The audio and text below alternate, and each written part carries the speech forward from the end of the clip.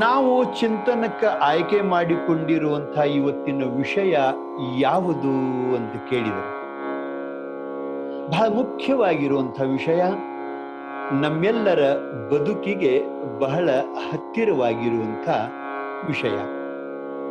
ಅದ್ಯಾವುದು ಅಂತ ಕೇಳಿದರೆ, ತಾಯಿ ತಂದೆಗಳು ತಮ್ಮ ಮಕ್ಕಳಿಗೆ ಕೊಡಲೇಬೇಕಾದ ಸಂಪತ್ತು ಯಾವುದು ಅನ್ನೋದು ಬಹಳ ಮುಖ್ಯವಾಗಿರುವಂತಹ ವಿಷಯ. ನಾವು ತಾಯಿ ತಂದೆಗಳು ಮಕ್ಕಳಿಗೆ ಆಸ್ತಿಯನ್ನು ಮಾಡ್ತಿರ್ತೀವಿ, ಇದನ್ನ ಯಾರು ಹೇಳುವ ಅವಶ್ಯಕತೆ ಇಲ್ಲ. ಆದರೆ ನಾವು ಭೌತಿಕ ಸಂಪತ್ತನ್ನ, ಆಸ್ತಿಯನ್ನ ನಾವು ನಮ್ಮ ಮಕ್ಕಳಿಗೆ ಕೊಡ್ತಿರ್ತೀವಿ. ಹೊಲ, ಮನೆ, ಬೆಳ್ಳಿ, ಬಂಗಾರ, ದುಡ್ಡು, ಅನೇಕ ತರದ ಭೌತಿಕ ಸಂಪತ್ತನ್ನು ನಾವು ಕೊಡ್ತೀವಿ. ಅದು ಅವರ ಕರ್ತವ್ಯ, ಕೊಡ್ಲಿ. ನಮ್ಮ ಅಭಿಪ್ರಾಯ ಏನು ಅಂತ ಕೇಳಿದರೆ, ಭೌತಿಕ ಸಂಪತ್ತು ಇದ್ರೆ ಕೊಡ್ಲಿ, ಬೇಕಾರ ಬಿಡ್ಲಿ. ಆದರೆ ತಾಯಿ ತಂದೆಗಳು ಕೊಡಲೇಬೇಕಾದಂಥ ಈ ಭೌತಿಕ ಸಂಪತ್ತಿನ ವ್ಯತಿರಿಕ್ತವಾಗಿ ಇನ್ನೂ 4 ಪ್ರಕಾರದ ಸಂಪತ್ತು ಅದ, 4 ಪ್ರಕಾರದ ಧನ ಅದ. ಅದು ಎಲ್ಲರಿಗೂ ಕೊಡ್ಲಿಕ್ಕೆ ಸಾಧ್ಯ ಅದ, ಅದನ್ನು ಕೊಡಬೇಕು ಅಂತ ಹೇಳಿ ಇವತ್ತಿನ ಚಿಂತನೆಯ ವಿಷಯ. ಅದಕ್ಕೆ ನಾವು ಆಯ್ಕೆ ಮಾಡಿಕೊಂಡಿದ್ದು ತಾಯಿ ತಂದೆಗಳು ಮಕ್ಕಳಿಗೆ ಕೊಡಲೇಬೇಕಾದ ಸಂಪತ್ತು ಯಾವುದು ಅನ್ನೋ ಬಗ್ಗೆ. ಭೌತಿಕ ಸಂಪತ್ತಿನ ಹೊರತಾಗಿ ಇರುವಂತ ಈ ಸಂಪತ್ತು ನಮ್ಮ ಭಾರತ ದೇಶದ ಒಬ್ಬ ಮಹಾನ್ ತತ್ವಜ್ಞಾನಿ, ಒಬ್ಬ ಋಷಿ ಇದರ ಬಗ್ಗೆ ನಮಗೆ ಹೇಳಿಕೊಡ್ತಾನೆ. 4 ಪ್ರಕಾರದ ಧನದ ಪರಿಚಯವನ್ನು ನಮಗೆ ಮಾಡಿಕೊಡ್ತಾನೆ. ಅದ್ಯಾವುದು ಅಂತ ಕೇಳಿದರೆ, ಮೊದಲು ಶ್ಲೋಕ ಕೇಳ್ರಿ, ಆ ಬಳಿಕ ಅದರ ಸ್ಪಷ್ಟೀಕರಣ ಮಾಡೋಣ. ಶ್ಲೋಕ ಹಿಂಗದ: ವಿದೇಶೇಷು ಧನಂ ವಿದ್ಯಾ, ವ್ಯಸನೇಷು ಧನಂ ಮತಿಃ, ಪರಲೋಕೆ ಧನಂ ಧರ್ಮಃ, ಶೀಲಂ ತು ನಿಖಿಲಂ ಧನಂ ಅಂತ ಹೇಳಿ 4 ಪ್ರಕಾರದ ಧನದ ಪರಿಚಯವನ್ನ ನಮಗ ಮಾಡಿಕೊಡ್ತಾನೆ ಆ ಮಹಾತ್ಮ. ಅದರಲ್ಲಿ ಮೊಟ್ಟ ಮೊದಲನೆಯ ಧನ ಅಂತಂದ್ರೆ ವಿದೇಶೇಷು ಧನಂ ವಿದ್ಯಾ. ಅಂದ್ರೆ ಸ್ವದೇಶದಲ್ಲಿಯೂ ಮತ್ತು ವಿದೇಶದಲ್ಲಿಯೂ ಚಲಾವಣೆಗೆ ಬರುವಂಥ ಧನ ಅಂತಂದ್ರೆ ವಿದ್ಯೆ. ನೋಡ್ರಿ, ಈಗ ನೀವೆಲ್ಲ ಭಾರತ ದೇಶದಲ್ಲಿ ಇದ್ದು ಅಧ್ಯಯನ ಮಾಡಿ ಕಲಿತು ನೀವು ಹೋದಂಥವರು, ವಿದ್ಯಾವಂತರು. ಆದ್ರೆ ಇಲ್ಲಿ ಕಲಿತ ವಿದ್ಯಾ ವಿದೇಶದೊಳಗೂ ಕೂಡ, ದುಬಾಯಿದೊಳಗೂ ಕೂಡ ಅದು ನಿಮಗೆ ಉಪಯೋಗ ಆಯಿತು. ಈಗ ನಮ್ಮ ಭಾರತ ದೇಶದಲ್ಲಿ ಇರುವಂತ ಚಲಾವಣೆಯಲ್ಲಿ ಇರುವಂತ ಈ ದುಡ್ಡು, ಈ ಧನ ನಮ್ಮ ದೇಶದಲ್ಲಿ ಮಾತ್ರ ಚಲಾವಣೆಗೆ ಬರ್ತದೆ. ನಾವು ವಿದೇಶಕ್ಕೆ ಹೋದಿವತ್ತಂದ್ರೆ ಈ ದುಡ್ಡ ಅಲ್ಲಿ ಚಲಾವಣೆಗೆ ಬರುವುದಿಲ್ಲ, ಬದಲಾವಣೆ ಮಾಡ್ಕೋಬೇಕಾಗ್ತದೆ. ಆದ್ರೆ ವಿದ್ಯಾರೂಪ ಧನ ಇದು ಇಲ್ಲಿಯೂ ಚಲಾವಣೆಯಲ್ಲಿ ಬರುವಂತ ಧನ, ಆ ಬಳಿಕ ವಿದೇಶದಲ್ಲಿಯೂ ಕೂಡ ಚಲಾವಣೆಗೆ ಬರುವಂತ ಒಂದು ಧನ. ಅದಕ್ಕೆ ವಿದ್ಯಾರೂಪ ಧನ ಇದೊಂದು. ಇದರ ಬಗ್ಗೆ ಇನ್ನೂ ಸ್ಪಷ್ಟೀಕರಣ ಮಾಡೋಣ.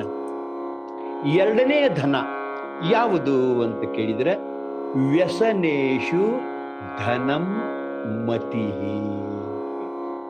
ಅಂದ್ರೆ ವ್ಯಸನೇಷು ಅಂತಂದ್ರೆ ಕಷ್ಟ ಕಾಲದಲ್ಲಿ, ಆಪತ್ ಕಾಲದಲ್ಲಿ, ಸಮಸ್ಯೆಗಳು ಎದುರಾದಾಗ, ಸಾವು ನೋವು ಅಪಮಾನ ಸಂಭವಿಸಿದಾಗ, ಅನೇಕ ಸವಾಲುಗಳು ಎದುರಾದಾಗ ಅದನ್ನ ಎದುರಿಸುವಂಥ ಧೈರ್ಯ ರೂಪ ಧನ, ವಿವೇಕಯುಕ್ತವಾದ ಧೈರ್ಯ ಸಹಿತವಾದ ಬುದ್ಧಿಯನ್ನ ನೀವು ಮಕ್ಕಳಿಗೆ ಕೊಡಲೇಬೇಕಾದಂತ ಧನ. ಅದಕ್ಕೆ ವ್ಯಸನೇಷು ಧನಂ ಮತಿಹಿ. ಇದು ಎರಡನೇದು. ಮೂರನೇ ಧನ ಪರಲೋಕೆ ಧನಂ ಧರ್ಮ.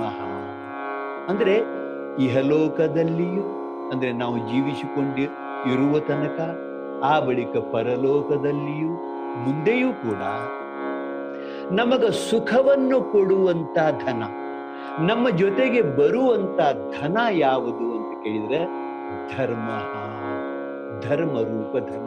ಇದು ನಾವು ಮಕ್ಕಳಿಗೆ ಕೊಡಲೇಬೇಕಾಗುವುದು. ಆ ಬಳಿಕ ನಾಲ್ಕನೆಯ ಧನ ಶೀಲಂ ತು ನಿಖಿಲಂ ಧನಂ. ಎಲ್ಲದರಲ್ಲಿಯೂ ಸರ್ವಶ್ರೇಷ್ಠವಾಗಿರುವಂತ ಶೀಲ ಅನ್ನುವಂಥ ಸದ್ಗುಣದ ಧನ. ಶೀಲ, ಶೀಲ ಅಂತಂದ್ರೆ ಪರರ ವಸ್ತುಗಳನ್ನ ಮುಟ್ಟದೇ ಇರುವ ಒಂದು ಸದ್ಗುಣ. ಅದನ್ನು ಕೂಡ ಮಕ್ಕಳಿಗೆ ನಾವು ಕೊಡಬೇಕು.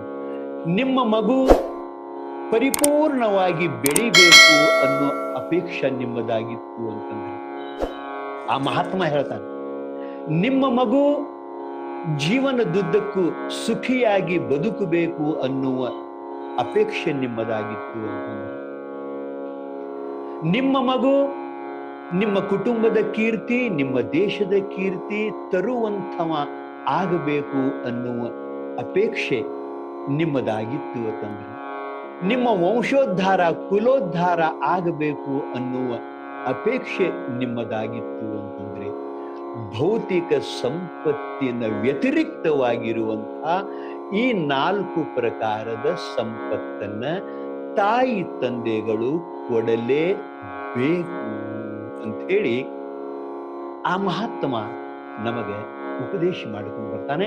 ಆ 4 ಪ್ರಕಾರದ ಧನದ ಬಗ್ಗೆನೇ ಸ್ವಲ್ಪ ಇವತ್ತು ನೀವು ಚಿಂತನೆ ಮಾಡೋಣ. ಮೊಟ್ಟ ಮೊದಲನೆಯ ಧನ ಅಂತಂದ್ರೆ ವಿದೇಶೇಷು ಧನಂ ವಿದ್ಯಾ, ವಿದ್ಯಾರೂಪ ಧನ. ವಿದ್ಯಾ ಅಂತಂದ್ರೆ ಬರೇ ಅಕ್ಷರಗಳ ಜ್ಞಾನಕ್ಕೂ ವಿದ್ಯಾ ಅನ್ನಂಗಿಲ್ಲ. ವಿದ್ಯಾ ಅಂತಂದ್ರೆ ಬರೇ ಅಂಕಗಳನ್ನ ಮಾರ್ಕ್ಸ್ಗಳನ್ನ ಪಡೆಯುವುದಕ್ಕೂ ವಿದ್ಯಾ ಅನ್ನಂಗಿಲ್ಲ. ವಿದ್ಯಾ ಅಂತಂದ್ರೆ ಬರೇ ಪದವಿಗಳನ್ನ ಡಿಗ್ರಿಗಳನ್ನ ಸಂಪಾದನೆ ಮಾಡೋದಕ್ಕೂ ವಿದ್ಯಾ ಅನ್ನಂಗಿಲ್ಲ. ವಿದ್ಯಾ ಅನ್ನೋದಕ್ಕೆ ಬಹಳ ವಿಶೇಷವಾದಂತ ಅರ್ಥದ ಸಂಸ್ಕಾರ ಸಹಿತ ವಿದ್ಯಾ ಅಂತ. ಮೊದಲು ವಿದ್ಯಾ ಅಂತಂದ್ರೆ ಯಾವುದಕ್ಕೆ ಅನ್ನಬೇಕು ಅನ್ನೋ ಬಗ್ಗೆ ಒಂದು 3-4 ಮಾತುಗಳನ್ನ ತಮಗೆ ಹೇಳಿಕೆ ನಾನು ಪ್ರಯತ್ನ ಮಾಡ್ತಾ ಇದ್ದೀನಿ. ವಿದ್ಯಾ ಅಂತಂದ್ರೆ ಅಕ್ಷರಗಳ ಜ್ಞಾನ ಮಾತ್ರ ಅಲ್ಲ, ಯಾವುದು ನಮ್ಮಲ್ಲಿ ಇರುವಂಥ ಅವಿದ್ಯೆಯನ್ನ ನಾಶ ಮಾಡ್ತದನೋ ಅದಕ್ಕೂ ವಿದ್ಯಾ ಅಂತ ಅನ್ನಬೇಕು. ವಿದ್ಯಾ ಅಂತಂದ್ರೆ ಯಾವುದು ಅಂತ ಕೇಳಿದ್ರೆ ನಮ್ಮಲ್ಲಿರುವಂಥ ಅಜ್ಞಾನವನ್ನು, ನಮ್ಮಲ್ಲಿರುವಂಥ ಮೂಢ ನಂಬಿಕೆಯನ್ನು, ನಮ್ಮಲ್ಲಿರುವಂಥ ತಪ್ಪು ತಿಳುವಳಿಕೆಗಳನ್ನ ಯಾವುದು ದೂರ ಮಾಡುವುದು ಅದಕ್ಕೆ ವಿದ್ಯಾ ಅಂತ ಅನ್ನಬೇಕು. ಯಾವುದು ಪ್ರಾಮಾಣಿಕವಾಗಿ ನಮಗ ಬದುಕುವುದನ್ನ ಕಲಿಸಿಕೊಡ್ತದನೋ ಅದಕ್ಕೆ ವಿದ್ಯಾ ಅಂತ ಅನ್ನಬೇಕು. ಯಾವುದು ತಾಯಿ ತಂದೆ ಗುರು ಹಿರಿಯರನ್ನ ಗೌರವಿಸುವ ಭಾವನೆ ನಮ್ಮಲ್ಲಿ ತಂದು ಕೊಡ್ತದನೋ ಅದಕ್ಕೆ ವಿದ್ಯಾ ಅಂತ ಅನ್ನಬೇಕು. ಯಾವುದು ಎಲ್ಲರನ್ನ ನಮ್ಮವರು ಅಂತ ಅಪ್ಪಿಕೊಳ್ಳುವ ಒಪ್ಪಿಕೊಳ್ಳುವ ಭಾವನೆ ನಮ್ಮಲ್ಲಿ ತಂದು ಕೊಡ್ತದನೋ, ನಮ್ಮನ್ನ ವಿಶ್ವ ಮಾನವರನ್ನಾಗಿ ಯಾವುದು ರೂಪಿಸ್ತದನೋ ಅದಕ್ಕೆ ವಿದ್ಯಾ ಅಂತ ಅನ್ನಬೇಕು. ವಿದ್ಯಾ ಅಂತಂದ್ರೇನು? ಯಾವುದು ನಮ್ಮಲ್ಲಿ ವಿನಯವನ್ನ ತಂದು ಕೊಡ್ತದನೋ ಅದಕ್ಕೆ ವಿದ್ಯಾ ಅಂತ ಅನ್ನಬೇಕು. ಓ ಮಹಾತ್ಮ ಹೇಳ್ತಾನೆ, ವಿದ್ಯಾ ದದಾತಿ ವಿನಯಂ ವಿನಯಾದ್ ಯಾತಿ ಪಾತ್ರತಾ ಪಾತ್ರತ್ವಾತ್ ಧನಮಾಪ್ನೋತಿ ಧನಾತ್ ಧರ್ಮಂ ತತಃ ಸುಖಂ ಅಂತ ಹೇಳಿ ವಿದ್ಯೆಯ ಪರಂಪರೆಯನ್ನ ಇಷ್ಟು ಸುಂದರವಾಗಿ ಹೇಳ್ಕೊಂಡು ಬರ್ತಾನೆ ಆ ಮಹಾತ್ಮ. ಹೇಳ್ತಾನೆ, ವಿದ್ಯಾ ದದಾತಿ ವಿನಯಂ, ವಿದ್ಯೆಯು ಮನುಷ್ಯನಲ್ಲಿ ವಿನಯವನ್ನ ತಂದುಕೊಡುತ್ತದೆ, ವಿನಮ್ರ ಭಾವನೆಯನ್ನ ತಂದುಕೊಡುತ್ತದೆ. ಆ ಬಳಿಕ ವಿದ್ಯೆ ವಿನಯ ಎರಡೂ ಕೂಡಿದು ಅಂತಂದ್ರೆ ಆವಾಗ ಅವನಲ್ಲಿ ಒಂದು ಪಾತ್ರತಾಂ, ಒಂದು ಅರ್ಹತೆ, ಒಂದು ಯಾವುದಾದರೂ ಸತ್ಯವಾದ ಶುದ್ಧವಾದ ಕಾಯಕ ಮಾಡುವಂಥದ್ದಾಗಲಿ, ನೌಕರಿ ಮಾಡುವಂಥದ್ದಾಗಲಿ, ವ್ಯಾಪಾರ ಮಾಡುವಂಥದ್ದಾಗಲಿ ಒಂದು ಅರ್ಹತೆಯನ್ನು ತಂದುಕೊಡ್ತದೆ. ವಿದ್ಯಾ ದದಾತಿ ವಿನಯಂ ವಿನಯಾದ್ ಯಾತಿ ಪಾತ್ರತಾಂ ಪಾತ್ರತ್ವಾತ್ ಧನಮಾಪ್ನೋತಿ. ನೋಡ್ರಿ, ಆ ಪಾತ್ರತೆ ಬಂತು ಅಂತಂದ್ರೆ, ಸಂಪಾದನೆ ಮಾಡುವ ಅರ್ಹತೆ ನಮ್ಮಲ್ಲಿ ಬಂತು ಅಂತಂದ್ರೆ ಆವಾಗ ಅವನಿಗೆ ಧನದ ಪ್ರಾಪ್ತಿಯಾಗ್ತದೆ. ಧನ ಸಂಪಾದನೆ ಮಾಡ್ತಾನೆ. ಈ ದೇಶದಲ್ಲಿ ಆಗಲಿ ಹೊರ ದೇಶದಲ್ಲಿ ಆಗಲಿ ಹೋಗಿ ಧನವನ್ನು ಸಂಪಾದನೆ ಮಾಡ. ಧನಾತ್ ಧರ್ಮಂ, ತಾನೂ ಬದುಕುತ್ತಾನು, ಇನ್ನೊಬ್ಬರಿಗೆ ಸಹಾಯ ಮಾಡುವುದರ ಜೊತೆಗೆ ಧರ್ಮವನ್ನು ಸಂಪಾದನೆ ಮಾಡ್ತಾನೆ. ಧನಾತ್ ಧರ್ಮಂ ತತಃ ಸುಖಂ, ಅದರಿಂದಲೇ ಆ ಧರ್ಮದಿಂದಲೇ ಅವ ಸುಖಿಯಾಗಿ ಬದುಕಿ ತನ್ನ ಜೀವನವನ್ನು ಸಫಲ ಮಾಡ್ಕೋತಾನು ಅಂತ ಬರೀತಾರೆ. ಅಂದ ಬಳಿಕ ವಿದ್ಯೆಯ ಪರಂಪರೆ ಹೆಂಗದ? ವಿದ್ಯಾ ದದಾತಿ ವಿನಯಂ ವಿನಯಾದ್ ಯಾತಿ ಪಾತ್ರತಾಂ ಪಾತ್ರತ್ವಾತ್ ಧನಮಾಪ್ನೋತಿ ಧನಾತ್ ಧರ್ಮಂ ತತಃ ಸುಖಂ. ಇದು ವಿದ್ಯಾ. ಹೀಗೆ ಸಂಸ್ಕಾರ ಸಹಿತ ವಿದ್ಯಾರೂಪ ಧನವನ್ನ ಕೊಡಬೇಕಾದದ್ದು ತಾಯಿ ತಂದೆಗಳ ಆದ್ಯ ಕರ್ತವ್ಯ. ಆದ್ಯ ಕರ್ತವ್ಯ. ಭೌತಿಕ ಸಂಪತ್ತು ಇದ್ರೆ ಕೊಡ್ರಿ, ಬೇಕಾದ್ರೆ ಬಿಡ್ರಿ, ಸಂಸ್ಕಾರ ಸಹಿತ ವಿದ್ಯಾರೂಪ ಧನ. ಹಂಗಾರೆ ಸಂಸ್ಕಾರ ಅಂದ್ರೆ ಏನು ಅದು ತಿಳ್ಕೊಳ್ಳೋಣ. ಮತ್ತೆ ಯಾವ ತಂದೆ ತಾಯಿಗಳು ವಿದ್ಯೆಯನ್ನು ಕೊಡಿಸುವುದಿಲ್ಲ, ಅವರು ತಾಯಿ ತಂದೆಗಳೆಲ್ಲ ವೈರಿಗಳು. ನೋಡ್ರಿ, ತಮಗ ನೋವಾಗಬಹುದು ಈ ಮಾತು ಕೇಳಿ. ಹೇಳ್ತಾನೆ ಒಬ್ಬ ಮಹಾತ್ಮ, ಮಾತಾ ಶತ್ರು ಪಿತಾ ವೈರಿ ಏನ ಬಾಲೋ ನ ಪಾಠಿತ. ಯಾವ ತಾಯಿ ತಂದೆಗಳು ಮಕ್ಕಳಿಗೆ ವಿದ್ಯೆಯನ್ನು ಕೊಡಿಸುವುದಿಲ್ಲ, ಸಂಸ್ಕಾರವನ್ನು ಕೊಡುವುದಿಲ್ಲ, ಅವರು ತಾಯಿ ತಂದೆಗಳಲ್ಲ. ಮಾತಾ ಶತ್ರು ಅಂತ, ಪಿತಾ ವೈರಿ ಅಂತ. ಏನ ಬಾಲೋ ನ ಪಾಠಿತ. ಅದಕ್ಕೆ ತಾಯಿ ತಂದೆಗಳು ವಿದ್ಯೆಯನ್ನು ಕೊಡಲೇಬೇಕು. ಸರ್ವಜ್ಞ ಕವಿ ಇಷ್ಟು ಚಂದ ಹೇಳ್ಕೊಂಡು ಬರ್ತಾನೆ, ವಿದ್ಯೆ ಕಲಿಸದ ತಂದೆ, ಬುದ್ಧಿ ಹೇಳದ ಗುರು, ಬಿದ್ದಿರಲು ಬಂದು ನೋಡದ ತಾಯಿ, ಶುದ್ಧ ವೈರಿಗಳು ಸರ್ವಜ್ಞ. ಇದೇ ಶ್ಲೋಕದ ಅನುವಾದ ಮಾಡಿ ಎಷ್ಟು ಚಂದ ಹೇಳ್ತಾನೆ ನೋಡ್ರಿ ಕನ್ನಡದೊಳಗೆ. ನೋಡ್ರಿ, ವಿದ್ಯೆ ಕಲಿಸದ ತಂದೆ, ನೋಡ್ರಿ ತಂದೆಯ ಕರ್ತವ್ಯ ಅದು ವಿದ್ಯೆ ಕೊಡಿಸಬೇಕಾದ. ವಿದ್ಯೆ ಕಲಿಸದ ತಂದೆ ಮಕ್ಕಳ ವೈರಿ. ಬುದ್ಧಿ ಹೇಳದ ಗುರು, ಈಗ ಗುರುಗಳಾದವರು ನಮಗೆ ಶಾಲೆ ಒಳಗೂ ಇರ್ತಾರು, ಮಂದಿರ ಮಸೀದಿಗಳಲ್ಲಿಯೂ ಇರ್ತಾರು, ಚರ್ಚೆಗಳಲ್ಲಿಯೂ ಇರ್ತಾರು, ಧರ್ಮ ಗುರುಗಳು ಅಂತೂ ಇರ್ತಾರು. ಇವರು ಸಮಾಜವನ್ನ ತೀಡಬೇಕಾದದ್ದು ಅದು ಅವರ ಕರ್ತವ್ಯ. ಬುದ್ಧಿ ಹೇಳದ ಗುರು ಸಮಾಜದ ವೈರಿ. ಬಿದ್ದಿರಲು ಬಂದು ನೋಡದ ತಾಯಿ, ಮಗು ಬೀಳ್ತದ, ಬಿದ್ದಾಗ ತಾಯಿ ಎಬಸಬೇಕು. ಬಿದ್ದಾಗ ಎಬಸುದು ಅಂತಂದ್ರೆ ಓಡಾಡುವಾಗ ಬೀಳ್ತಾವ, ಆವಾಗ ಎಬಸುದಲ್ಲ. ನೀವು ಯಾಕೆ ದಾರಿಲಿ ಹೋಗವ್ರು ಎಬಸ್ತಾರೆ, ಮಗು ಬಿದ್ದಿದ್ದ ಅಂತಂದ್ರೆ. ಇಲ್ಲೇ ಬಿದ್ದಾಗ ಎಬಸುದು ತಾಯಿ ಕೆಲಸ ಅಂತಂದ್ರೆ ಮಕ್ಕಳು ತಪ್ಪು ಮಾಡ್ತಿರ್ತಾರೆ. ತಪ್ಪು ಮಾಡಿದಾಗ ಇನ್ನೊಮ್ಮೆ ಇಂಥ ತಪ್ಪು ಮಾಡಬೇಡ ಅಂತ ತಿದ್ದಿ ತೀಡಬೇಕಾದದ್ದು ತಾಯಿಯ ಕೆಲಸ. ಇದೇ ಸಂಸ್ಕಾರ ಅಂತ. ವಿದ್ಯಾನು ಕೊಡಬೇಕು, ಮಕ್ಕಳು ತಪ್ಪು ಮಾಡಿದಾಗ ಅವ್ರನ್ನ ತಿದ್ದಿ ತೀಡಬೇಕು. ಈಗ ಸಂಸ್ಕಾರ ಅಂತಂದ್ರೆ ಮತ್ತೇನಲ್ಲ, ಸಂಸ್ಕಾರ ಅಂತಂದ್ರೆ ಅಸಂಸ್ಕೃತನಾದಂಥ ಮಕ್ಕಳನ್ನ ಸುಸಂಸ್ಕೃತರನ್ನಾಗಿ ಮಾಡುವುದಕ್ಕನೆ ಸಂಸ್ಕಾರ ಅಂತ ಕರೀತಾರೆ. ನಿಮಗೆ ಉದಾಹರಣೆ ಹೇಳಬೇಕು ಅಂತಂದ್ರೆ, ಸಂಸ್ಕಾರ ಅಂತಂದ್ರೆ ಈಗ ನೀವು ದಿನಾಲೂ ಮನೆಯೊಳಗೆ ಮಲಿನವಾದಂಥ ಬಟ್ಟೆಗಳನ್ನ ಸ್ವಚ್ಛ ಮಾಡ್ತೀರಿ, ತೊಳಿತೀರಿ. ನೀವು ಬಟ್ಟೆ ತೊಳಿತೀರಿ, ಅದಕ್ಕೆ ನೀಲಿ ಪೌಡರ್ ಏನೇನೋ ಹಾಕಿ ಅದು ಹೊಳಪು ಬರುವಂಗ್ ಮಾಡ್ತೀರಿ. ಅಂದ್ರೆ ಮಲಿನವಾದಂತ ಬಟ್ಟೆಯನ್ನ ಸ್ವಚ್ಛ ಮಾಡಿ ಹೊಳಪು ಬರುವಂಗ ನೀವು ಏನು ಮಾಡ್ತಿರಲ್ಲ, ನೀವು ಆ ಆ ಅರಿವಿಗಳಿಗೆ ನೀವು ಸಂಸ್ಕಾರ ಕೊಟ್ಟಂಗ. ಅದು ಬಟ್ಟೆಗಳಿಗೆ ಮಲಿನವಾದಂತ ಬಟ್ಟೆಯನ್ನು ಸ್ವಚ್ಛ ಮಾಡಿದ್ರಿ, ಬಟ್ಟೆಗೆ ಸಂಸ್ಕಾರ ಕೊಟ್ರಿ. ನೀವು ಅಕ್ಕಿ ಇದ್ದದ್ದನ್ನ ಅನ್ನ ಮಾಡ್ತೀರಿ, ಅಡಿಗೆ ಮಾಡ್ತೀರಿ. ನೈಸರ್ಗಿಕವಾಗಿ ಬಂದಿರುವಂತ ದವಸ ಧಾನ್ಯವನ್ನ ನೀವು ಚೆನ್ನಾಗಿ ಅದನ್ನ ಕುದಿಸ್ತೀರಿ, ಅಡಿಗೆ ಮಾಡ್ತೀರಿ, ಊಟ ಮಾಡ್ಲಿಕ್ಕೆ ಯೋಗ್ಯ ಆಗುವಂಗ ಮಾಡ್ತೀರಿ, ರುಚಿಕಟ್ಟ ಅಡಿಗೆ ಮಾಡ್ತೀರಿ. ಅದು ದವಸ ಧಾನ್ಯಗಳಿಗೆ, ಅಕ್ಕಿಗಳಿಗೆ ನೀವು ಸಂಸ್ಕಾರ ಕೊಟ್ಟಂಗೆ. ಒಬ್ಬ ಶಿಲ್ಪಿ ಕಲ್ಲಿನೊಳಗೆ ಕೆತ್ತಿ ಮೂರ್ತಿ ಮಾಡ್ತಿರ್ತಾನೆ, ಆ ಕಲ್ಲಿಗೆ ಸಂಸ್ಕಾರ ಕೊಟ್ಟಂಗನೆ ಅದು. ಹಂಗ ಮಕ್ಕಳಿಗೂ ಕೂಡ ತಪ್ಪು ಮಾಡುವಂಥ ಮಕ್ಕಳು ಏನಿರ್ತಾರಲ್ಲ, ಆವಾಗನ ಅವ್ರನ್ನ ತೀಡುದು. ಅದಕ್ಕೆ ಬಸವಣ್ಣವರು ಸಂಸ್ಕಾರ ಹೆಂಗ್ ಕೊಡಬೇಕು ಮಕ್ಕಳಿಗೆ ಅನ್ನೋ ಬಗ್ಗೆ ಒಂದು ವಚನ ಬರೀತಾರೆ. ದಿನಾಲು ನಾವು ಮಕ್ಕಳನ್ನ ಸಾಯಂಕಾಲ ಮುಂದೆ ಕುಂಡ್ರಿಸ್ಕೊಂಡ ಅವ್ರಿಗೆ ಹೇಳ್ಬೇಕಂತ. ಏನ್ ಹೇಳ್ಬೇಕು?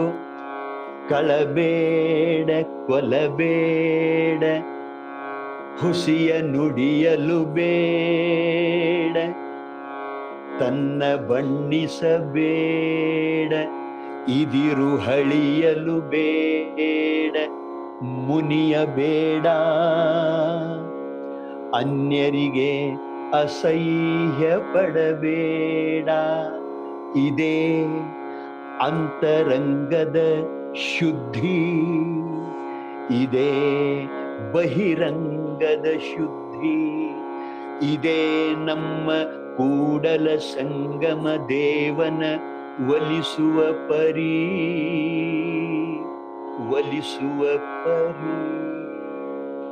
ಸಂಸ್ಕಾರ ಕೊಡುದಂದ್ರೆ ಇದೇ, ಮತ್ತೇನಲ್ಲ. ಕಳಬೇಡ ನನ್ನ ಕಂದ. ಜೀವನದೊಳಗೆ ನೀನು ಶ್ರಮ ವಹಿಸಿ ಬೆವರು ಸುರಿಸಿ ನೀನು ದುಡಿದು ಊಟ ಮಾಡಬೇಕೇ ಹೊರತು ನನ್ನ ಕಂದ ಇನ್ನೊಬ್ಬರ ವಸ್ತುವನ್ನ, ದುಡ್ಡನ್ನ ಕದಿಯಬಾರದಪ್ಪ. ಇದು ಸಂಸ್ಕಾರ. ಸಂಸ್ಕಾರ ಸಹಿತ ವಿದ್ಯೆಯನ್ನ ನೀವು ನಿಮ್ಮ ಮಕ್ಕಳಿಗೆ ಕೊಡಬೇಕು. ಅದಕ್ಕೆ ಒಬ್ಬ ಮಹಾತ್ಮ ಹೇಳ್ತಾನೆ, ಮಕ್ಕಳನ್ನ ಪ್ರೀತಿನೂ ಮಾಡಬೇಕು, ಅವರಿಗೆ ಒಳ್ಳೆ ಆಹಾರನೂ ಕೊಡಬೇಕು. ಮಕ್ಕಳು ತಪ್ಪು ಮಾಡಿದಾಗ ತೀಡಬೇಕು, ಅವರಿಗೆ ಸಂಸ್ಕಾರ ಕೊಡಬೇಕು. ಹೇಳ್ತಾನೆ ಒಬ್ಬ ಮಹಾತ್ಮ, ಲಾಲಯೇತ್ ಪಂಚವರ್ಷಾಣಿ ತಾಡಯೇತ್ ದಶವರ್ಷಾಣಿ. ನೋಡಿ ಎಂತ ಮಾತಂತ ಹೇಳ, ಗಮನಿಸಬೇಕು ನೀವೆಲ್ಲ. ಲಾಲಯೇತ್ ಪಂಚವರ್ಷಾಣಿ ದಶವರ್ಷಾಣಿ ತಾಡಯೇತ್ ಪ್ರಾಪ್ತೇತು ಷೋಡಶೆ ವರ್ಷೆ ಪುತ್ರಂ ಮಿತ್ರವದಾಚರೇತ್ ಅಂತ ಹೇಳ್ತಾನೆ. ಅಂದ್ರೆ ಹುಟ್ಟಿದ ಬಳಿಕ 5 ವರ್ಷಗಳ ಪರ್ಯಂತರ ನೀವು ಮಕ್ಕಳನ್ನ ಎಷ್ಟು ಮುದ್ದಾಡಿಸ್ರಿ, ಎಷ್ಟು ಪ್ರೀತಿ ಮಾಡ್ತೀರಿ ಮಾಡ್ರಿ, ಎಷ್ಟು ಅಪ್ಪಿಕೋರಿ. ನಿಮಗೆ ಬೇಡ ಅನ್ನಂಗಿಲ್ಲ, ಮಕ್ಕಳನ್ನ ಪ್ರೀತಿಸಬೇಡ್ರಿ ಅಂತ ಅನ್ನಂಗಿಲ್ಲ. ಲಾಲಯೇತ ಪಂಚವರ್ಷಾಣಿ, 5 ವರ್ಷ ತನಕ ಈ ಕೆಲಸ ನೀವು ಮಾಡಬೇಕು. ಉಣಿಸ್ಬೇಕು, ಉಡಿಸ್ಬೇಕು, ತೊಡಸ್ಬೇಕು, ಅವ್ರನ್ನ ಅಪ್ಪಿಕೋಬೇಕು, ಎತ್ಕೋಬೇಕು, ಮುದ್ದಾಡಿಸಬೇಕು. ಆ ಬಳಿಕ 5 ವರ್ಷ ಆದ ಬಳಿಕ ಮುಂದಿನ 10 ವರ್ಷ ತನಕ ಬಹಳ ಎಚ್ಚರಿಕೆಯನ್ನು ವಹಿಸಬೇಕು. ಅಕಸ್ಮಾತ್ ಮಗು ತಪ್ಪು ಮಾಡಿದ ಅಂತಂದ್ರೆ ಆವಾಗ ಬಡದ ಬುದ್ಧಿ ಹೇಳಬೇಕು. ಬಡಿಬೇಕು ಅಂತಂದ್ರೆ ಮತ್ತ ಏನಾರ ಅನಾಹುತ ಮಾಡ್ಕೊಳ್ಳುವಂಗ ಬಡದಿರಿ. ಮತ್ತ ಆ ಮಗು ತಪ್ಪು ಮಾಡಲಾಕ ಹೆದರಿರಬೇಕು, ಅಷ್ಟ ನೀವು ಆ ಮಗುವಿನ ಬಡಿಬೇಕು. ತಾಡಯೇತ್ ದಶವರ್ಷ, 10 ವರ್ಷ ತನಕ. ಈ ಅವಧಿ ಬಹಳ ಅಪರೂಪದ ಅವಧಿ. ನೀವು ಮಕ್ಕಳಿಗೆ ಸಂಸ್ಕಾರ ಕೊಡುವಂತ ಅವಧಿ, ನೀವು ಶಿಕ್ಷಣ ಕೊಡುವಂತ ಅವಧಿ, ನಿಮ್ಮ ಮಕ್ಕಳನ್ನ ರೂಪಿಸುವಂತ ಅವಧಿ ಇದು. 5 ವರ್ಷದ ನಂತರ 10 ವರ್ಷ ತನಕ ಅವಾಗ ಆ ಕೆಲಸ ಮಾಡಬೇಕು. ಆ ಬಳಿಕ ಪ್ರಾಪ್ತೇತು ಷೋಡಶೆ ವರ್ಷೆ, ಯಾವಾಗ ಮೊದಲೇನು 5 ಇವು 10 ಕೂಡಿ 15 ಆಗಿ ನಂತರ 16ನೇ ವರ್ಷ ಯಾವಾಗ ಪ್ರಾಪ್ತಿ ಆಕತಿ, ಪ್ರಾಪ್ತೇತು ಷೋಡಶೆ ವರ್ಷೆ ಪುತ್ರಂ ಮಿತ್ರವದಾಚರೆ. ಆವಾಗ ಮಗನನ್ನ ಗೆಳೆಯನಗತಿ ನೋಡ್ಕೋಬೇಕು. ಒಬ್ಬ ಮಿತ್ರ ತಪ್ಪು ಮಾಡಿದಾಗ ಹೆಂಗ ಪ್ರೀತಿಲೆ ತೀಡ್ತಿರ್ತಿರಲ್ಲ, ಆವಾಗ ಹಂಗ ತೀಡಬೇಕು. ಆವಾಗ ನೀವು ಬಡಿಯಾಕ ಹೋಗ್ಬೇಡ್ರಿ ಅಂತ ನಾವು ಅವಾಗ ಬಡಿಯಕ್ ಹೋಗ್ಬೇಡ್ರಿ ಅಂತಾನ. ಯಾಕ ಅಂತ ಕೇಳಿದ್ರೆ ತಿರುಗಿ ಅವ ಬಡಿಯುವಂಗಾಗಿರ್ತಾನ ಮತ್ತೆ 16ನೇ. ಅದಕ್ಕೆ ಬಂಧುಗಳೇ, ನೀವು ಈ ರೀತಿಯಾದಂತ ಮಕ್ಕಳಿಗೆ ಸಂಸ್ಕಾರ ಕೊಡುವುದರ ಜೊತೆಗೆ ನೀವು ಮಕ್ಕಳನ್ನ ಬೆಳೆಸಬೇಕು. ಒಂದು ವೇಳೆ ಈ ಕೆಲಸ ನೀವು ಮಾಡಲಿಲ್ಲ ಅಂತಂದ್ರೆ ಅದರಿಂದ ಆಗುವ ಅನಾಹುತ ಎಷ್ಟು ದ್ವಾಡದು ಅನ್ನೋ ಬಗ್ಗೆ ಲಕ್ಷ್ಯ ಕೊಟ್ಟು ಕೇಳ್ರಿ. ಒಂದು ವೇಳೆ ನೀವು ಉತ್ತಮ ಸಂಸ್ಕಾರ ಕೊಡ್ಲಿಲ್ಲ, ವಿದ್ಯಾಬುದ್ಧಿ ಕೊಡ್ಲಿಲ್ಲ, ನಿಮ್ಮ ಮಗ ಅನಾಚಾರಿ, ದುರಾಚಾರಿ ಆದ, ಭಯೋತ್ಪಾದಕ ಆದ, ಆತಂಕವಾದಿ ಆದ, ದೇಶವನ್ನ ಹಾಳು ಮಾಡುವಂತವಾದ, ನೆರೆಹೊರೆಯವರಿಗೆ ಪೀಡಿಸುವಂತವ ಆದ ಅಂತಂದ್ರ ನಿಮ್ಮ ಮಗ ಸಾಯು ತನಕ ಮಾಡು ಪಾಪಕ್ಕೆ ನೀವು ಹೊಣೆಗಾರ ಆಗ್ತೀರಿ. ಅದಕ್ಕೆ ನಿಮ್ಮ ಕರ್ತವ್ಯ ನೀವು ವಿದ್ಯಾಸಹಿತ ಸಂಸ್ಕಾರ ಕೊಡಬೇಕು. ಒಂದು ಘಟನಾ ನಡೀತು ನಿಮಗೆ ಹೇಳಬೇಕು ಅಂತಂದ್ರೆ, ಒಂದು ಊರೊಳಗೆ ಒಬ್ಬ ಬಹಳ ದೊಡ್ಡ ಅಪರಾಧಗಳನ್ನು ಮಾಡಿರುವಂತ ಪಾಪಿ ಇದ್ದ. 20 ವರ್ಷಗಳ ಪರ್ಯಂತರ ಪೊಲೀಸರ ಕೈಗೆ ಸಿಕ್ಕಿರ್ಲಿಲ್ಲ. ನೂರಾರು ಕೊಲೆ ಮಾಡಿದ್ದ, ಸಾವಿರಾರು ದರೋಡೆಗಳನ್ನ ಹಾಕಿದ್ದ. ಅಕಸ್ಮಾತ್ ಒಮ್ಮೆ ಪೊಲೀಸರ ಕೈಯಾಗ ಸಿಕ್ಕ, ನ್ಯಾಯಾಧೀಶರ ಮುಂದೆ ನಿಲ್ಲಿಸಿದ್ರು. ಸಾಕ್ಷಿ ಪುರಾವೆಗಳ ಆಧಾರದ ಮೇಲೆ ಅವನಿಗೆ ಗಲ್ಲು ಶಿಕ್ಷೆ ಕೊಟ್ಟರು. ಇನ್ನು 8 ದಿವಸದ ನಂತರ ಅವನಿಗೆ ಗಲ್ಲು ಶಿಕ್ಷೆ ಕೊಡಬೇಕು ಅಂತ ನಿರ್ಣಯ ಆಯಿತು. ಆ ಅಪರಾಧಿಯನ್ನ ಜೈಲಿನಾಗ ತಂದು ಹಾಕಿದ್ರು. ಜೈಲಾಧಿಕಾರಿ ಬಹಳ ಒಳ್ಳೆ ಮನುಷ್ಯ. ಅವ ತನ್ನ ಕರ್ತವ್ಯ ಮಾಡ್ತಿದ್ದವ. ಆ ಗಲ್ಲು ಶಿಕ್ಷೆ ಆದ ವ್ಯಕ್ತಿ ಹಂತಕ್ಕೆ ಬಂದು ಕೇಳ್ತಿದ್ದವ, ನೋಡಪ್ಪ, ನಿನಗೆ ಗಲ್ಲು ಶಿಕ್ಷೆ ಆಗ್ಯದ, ನಮ್ಮ ಕರ್ತವ್ಯದ ನಿನ್ನ ಕೊನೆ ಆಸೆ ಪೂರೈಸಬೇಕು ಅಂತ. ನಿನಗೇನಾದ್ರೂ ತಿನ್ನಾಕ ಬೇಕಾದ್ರೂ ಬೇಡು, ನಿನಗೇನ್ ಅಪೇಕ್ಷೆ ಅದ ಬೇಡು ಅಂತ ಕೇಳ್ತಿದ್ದ. ಅವಾಗ ಪಾಪಿ ಮನುಷ್ಯ ಅಳ್ಕೋತ ಕುಂಡಿರ್ತಿದ್ದ. ಅವಂತಿದ್ದ, ಸಾಹೇಬ್ರೆ, ನನ್ನ ಮಾತಾಡಿಸ್ಬೇಡ್ರಿ, ನಾ ಬಹಳ ಪಾಪ ಮಾಡಿದ ಪಾಪಿ ಅದನ್ನು, ನನ್ನ ಪಾಪಗಳು ಎಲ್ಲ ನನ್ನ ಮುಂದೆ ಬಂದು ನಿಲ್ಲಕತ್ಯಾವ, ನನ್ನ ಮಾತಾಡಿಸ್ಬೇಡ್ರಿ, ನನಗೇನೋ ಅಪೇಕ್ಷೆ ಇಲ್ಲ ಅಂತ ಕಳಿಸ್ತಿದ್ದ. ಅವ ಮತ್ತೆ ಮರುದಿವ್ಸ ಬರ್ತಿದ್ದ, ಮತ್ತೂ ಕೇಳ್ತಿದ್ದ, ನಿನ್ನ ಕೊನೆ ಆಸೆ ಏನು ಅಂತ. ಅವಾಗೂ ಅಳ್ಕೋತ ಕುಂಡಿರ್ತಿದ್ದ, ನನ್ನ ಮಾತಾಡಿಸ್ಬೇಡ್ರಿ ಅಂತಿದ್ದ. ಅವಂತಿದ್ದ, ಇದು ನಮ್ಮ ಸೇವಾಪ, ನಮ್ಮ ಕರ್ತವ್ಯ, ಮ್ಯಾಲಿನ ಅಧಿಕಾರಿಗಳು ಕೇಳ್ತಾರೋ, ನಿನ್ನ ಕೊನೆ ಆಸೆ ಈಡೇರಿಸ್ಬೇಕು, ನಾವು ಏನ್ ಬೇಕು ನಿನ್ಗೆ ತಿನ್ನಾಕ ಅಂತ ಕೇಳ್ತಿದ್ದ. ನನಗೇನು ಬೇಡ ಅಂತ ಹೇಳ್ತಿದ್ದ. ನಾಳೆ ಅವನಿಗೆ ಗಲ್ಲು ಶಿಕ್ಷೆ ಕೊಡ್ತಾರಂದ್ರೆ ಇವತ್ತಿನ ತನಕ ಆ ಜೈಲಾಧಿಕಾರಿ ಅವನಿಗೆ ಕೇಳ್ತಿದ್ದ, ನಿನ್ನ ಕೊನೆ ಆಸೆ ಏನು. ಇನ್ನು ಕೊನೆ ದಿವಸ ಹೇಳ್ತಾನವ, ನಾಳೆ ಬೆಳಿಗ್ಗೆ ಅವಂಗ ಗಲ್ಲು ಶಿಕ್ಷೆ ಕೊಡೋರಿದ್ರು, ಅವಂತಾನೆ, ಸಾಹೇಬ್ರೆ, ನನ್ನ ಕೊನೆ ಆಸೆ ಅಂತಂದ್ರೆ ನನ್ನ ತಾಯಿಯನ್ನ ನಾನು ಭೇಟಿ ಆಗಬೇಕಂತನು. ಮುझे मेरी माँ याद आ रही, मेरी माँ मुझे याद आ रही है. ನನ್ನ ತಾಯಿ ನನಗೆ ನೆನಪಾಗತ್ತಾಳು. ಅದಕ್ಕೆ ಸಾಹೇಬ್ರೆ, ನನಗೆ ಗಲ್ಲು ಶಿಕ್ಷೆ ಕೊಡೋಕ್ಕಿಂತ ಮುಂಚೆ ನನ್ನ ತಾಯಿಯ ದರ್ಶನ ಮಾಡಿಸ್ತೀನಿ ಅಂತ ಹೇಳಿದ. ಆಗಿಂದಾಗ ಜೈಲಾಧಿಕಾರಿಗಳು ಒಂದು ಜೀಪ್ ಬಿಟ್ಟರು. ಆ ತಾಯಿ ಹಂತಕ್ಕೆ ಹೋಗಿ ಕರ್ಕೊಂಡು ಬಂದ್ರು. ಕರ್ಕೊಂಡು ಬರೋದು ಬಹಳ ಲೇಟ್ ಆಯಿತು. ರಾತ್ರಿ 1 ಗಂಟೆ ಆಗಿತ್ತು. ಇವ ದಾರಿ ನೋಡಿ ನೋಡಿ ಮಲಗಿದ್ದ. ಈ ಕಡೆ ಜೀಪ್ ಬಂತು. ಜೈಲಾಧಿಕಾರಿ ಅಂತಾನೆ, ಅರೆ ರೇ, ಇನ್ಕ ಎಚ್ಚರಿದ್ದ, ಈಗ ಜೀಪ್ ಬಂತು, ಇವ ಮಲಗಿದ, ಇವನು ಕೊನೆ ನಿದ್ರೆ, ಈಗ ಎಬ್ಸಿದ್ರೆ ಇವಂಗ ನಿದ್ರಿನ ಹತ್ತಂಗಿಲ್ಲ, ನಾಳೆ ಬೆಳಿಗ್ಗೆ ಅವನಿಗೆ ಗಲ್ಲು ಶಿಕ್ಷೆ ಕೊಡೋದೈತಿ ಅಂತ ಹೇಳಿ ಅವ ಏನು ಮಾಡಿದ, ಬೆಳಿಗ್ಗೆ ಭೇಟಿ ಮಾಡಿಸೋಣ ಅಂತ ಹೇಳಿ ಆ ತಾಯಿನ ಒಂದು ಕಡೆ ಮಲಗಿಸಿದ. ಬೆಳಿಗ್ಗೆ 8 ಗಂಟೆಗೆ ಗಲ್ಲು ಶಿಕ್ಷೆ ಕೊಡೋರಿದ್ರು.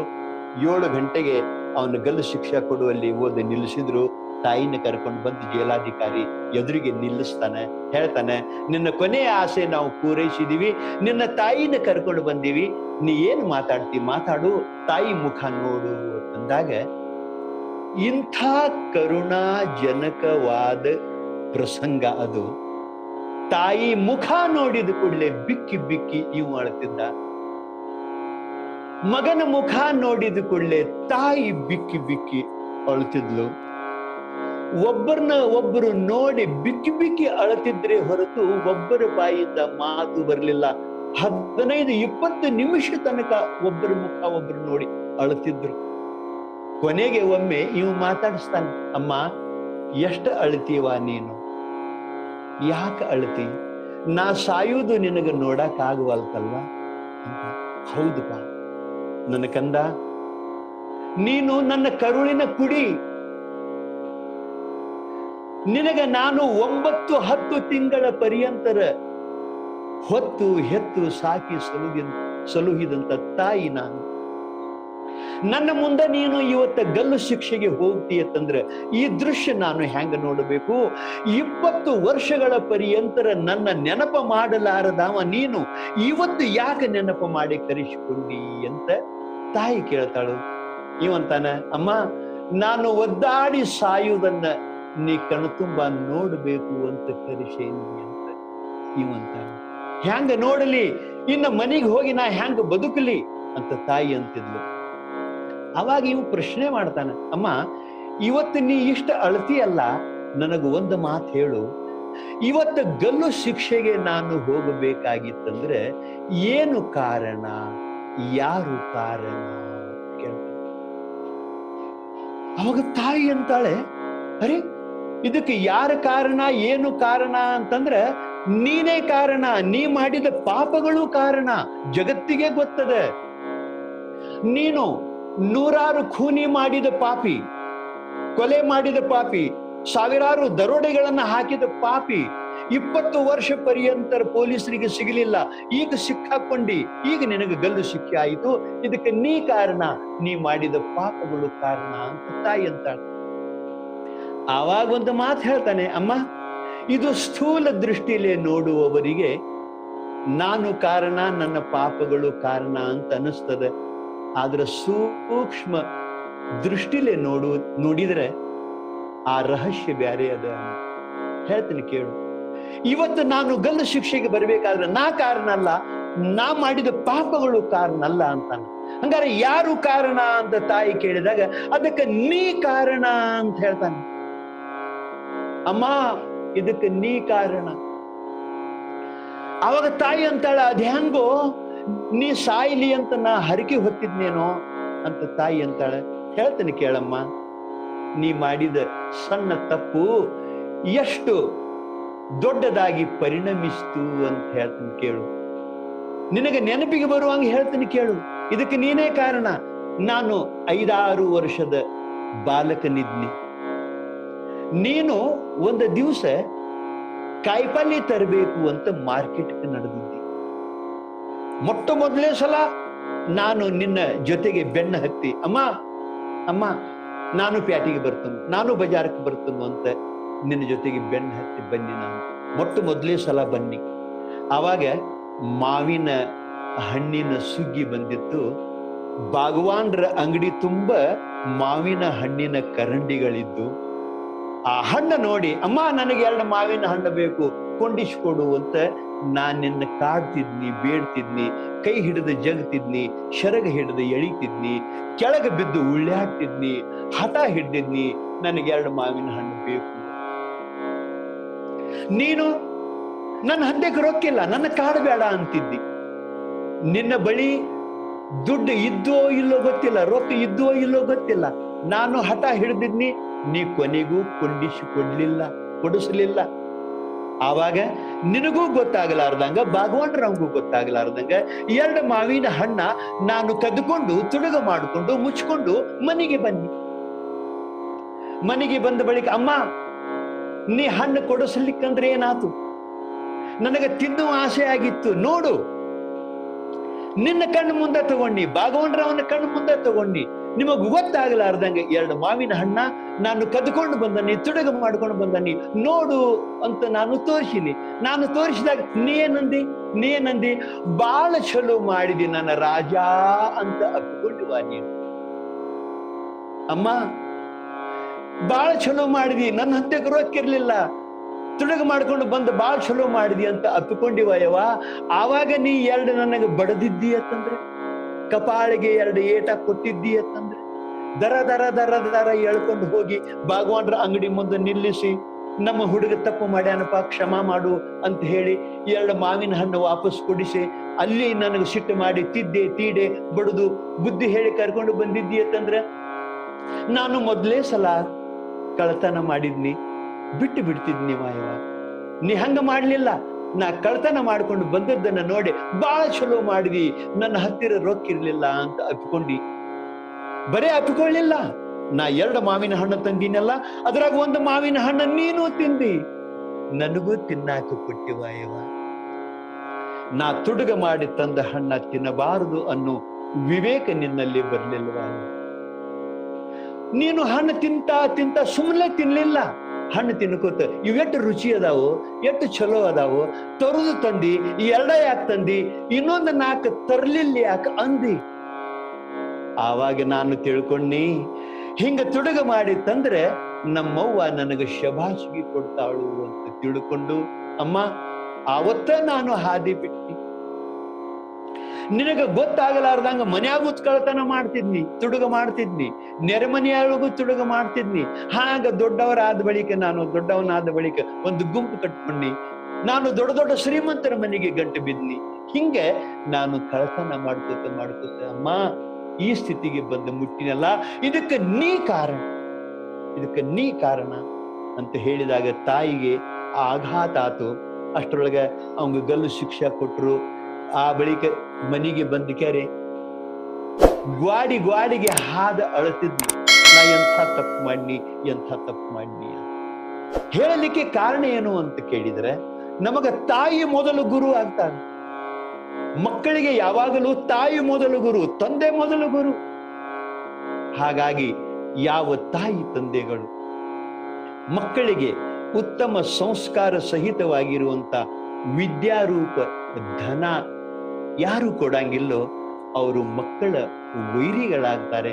ಹಾಗಾಗಿ ಪುಣ್ಯಾತ್ಮರೇ, ಇಲ್ಲೇ ಹೇಳಬೇಕಾದ ಮುಖ್ಯವಾದ ವಿಷಯ ಏನು ಅಂತ ಕೇಳಿದ್ರೆ, ಸಂಸ್ಕಾರ ಸಹಿತ ವಿದ್ಯಾರೂಪ ಧನ ಕೊಡಬೇಕಾದದ್ದು ನಮ್ಮ ಕರ್ತವ್ಯ. ಇದು ಒಂದು. ಆ ಬಳಿಕ ಈ 2ನೇ ಧನ, ಇದು ಒಂದು ಕೊಟ್ರೆ ಮಗು ಪರಿಪೂರ್ಣವಾಗಿ ಬೆಳೆಯಂಗಿಲ್ಲ, 2ನೇ ಧನಾನು ಕೊಡಬೇಕು. ಆ 2ನೇ ಧನ ಯಾವುದು ಅಂತ ಕೇಳಿದರೆ ಹೇಳ್ಕೊಂಡು ಬರ್ತಾರೆ, ವ್ಯಸನೇಶು ಧನಂ ಮತಿಹಿ ಅಂತ ಹೇಳಿ.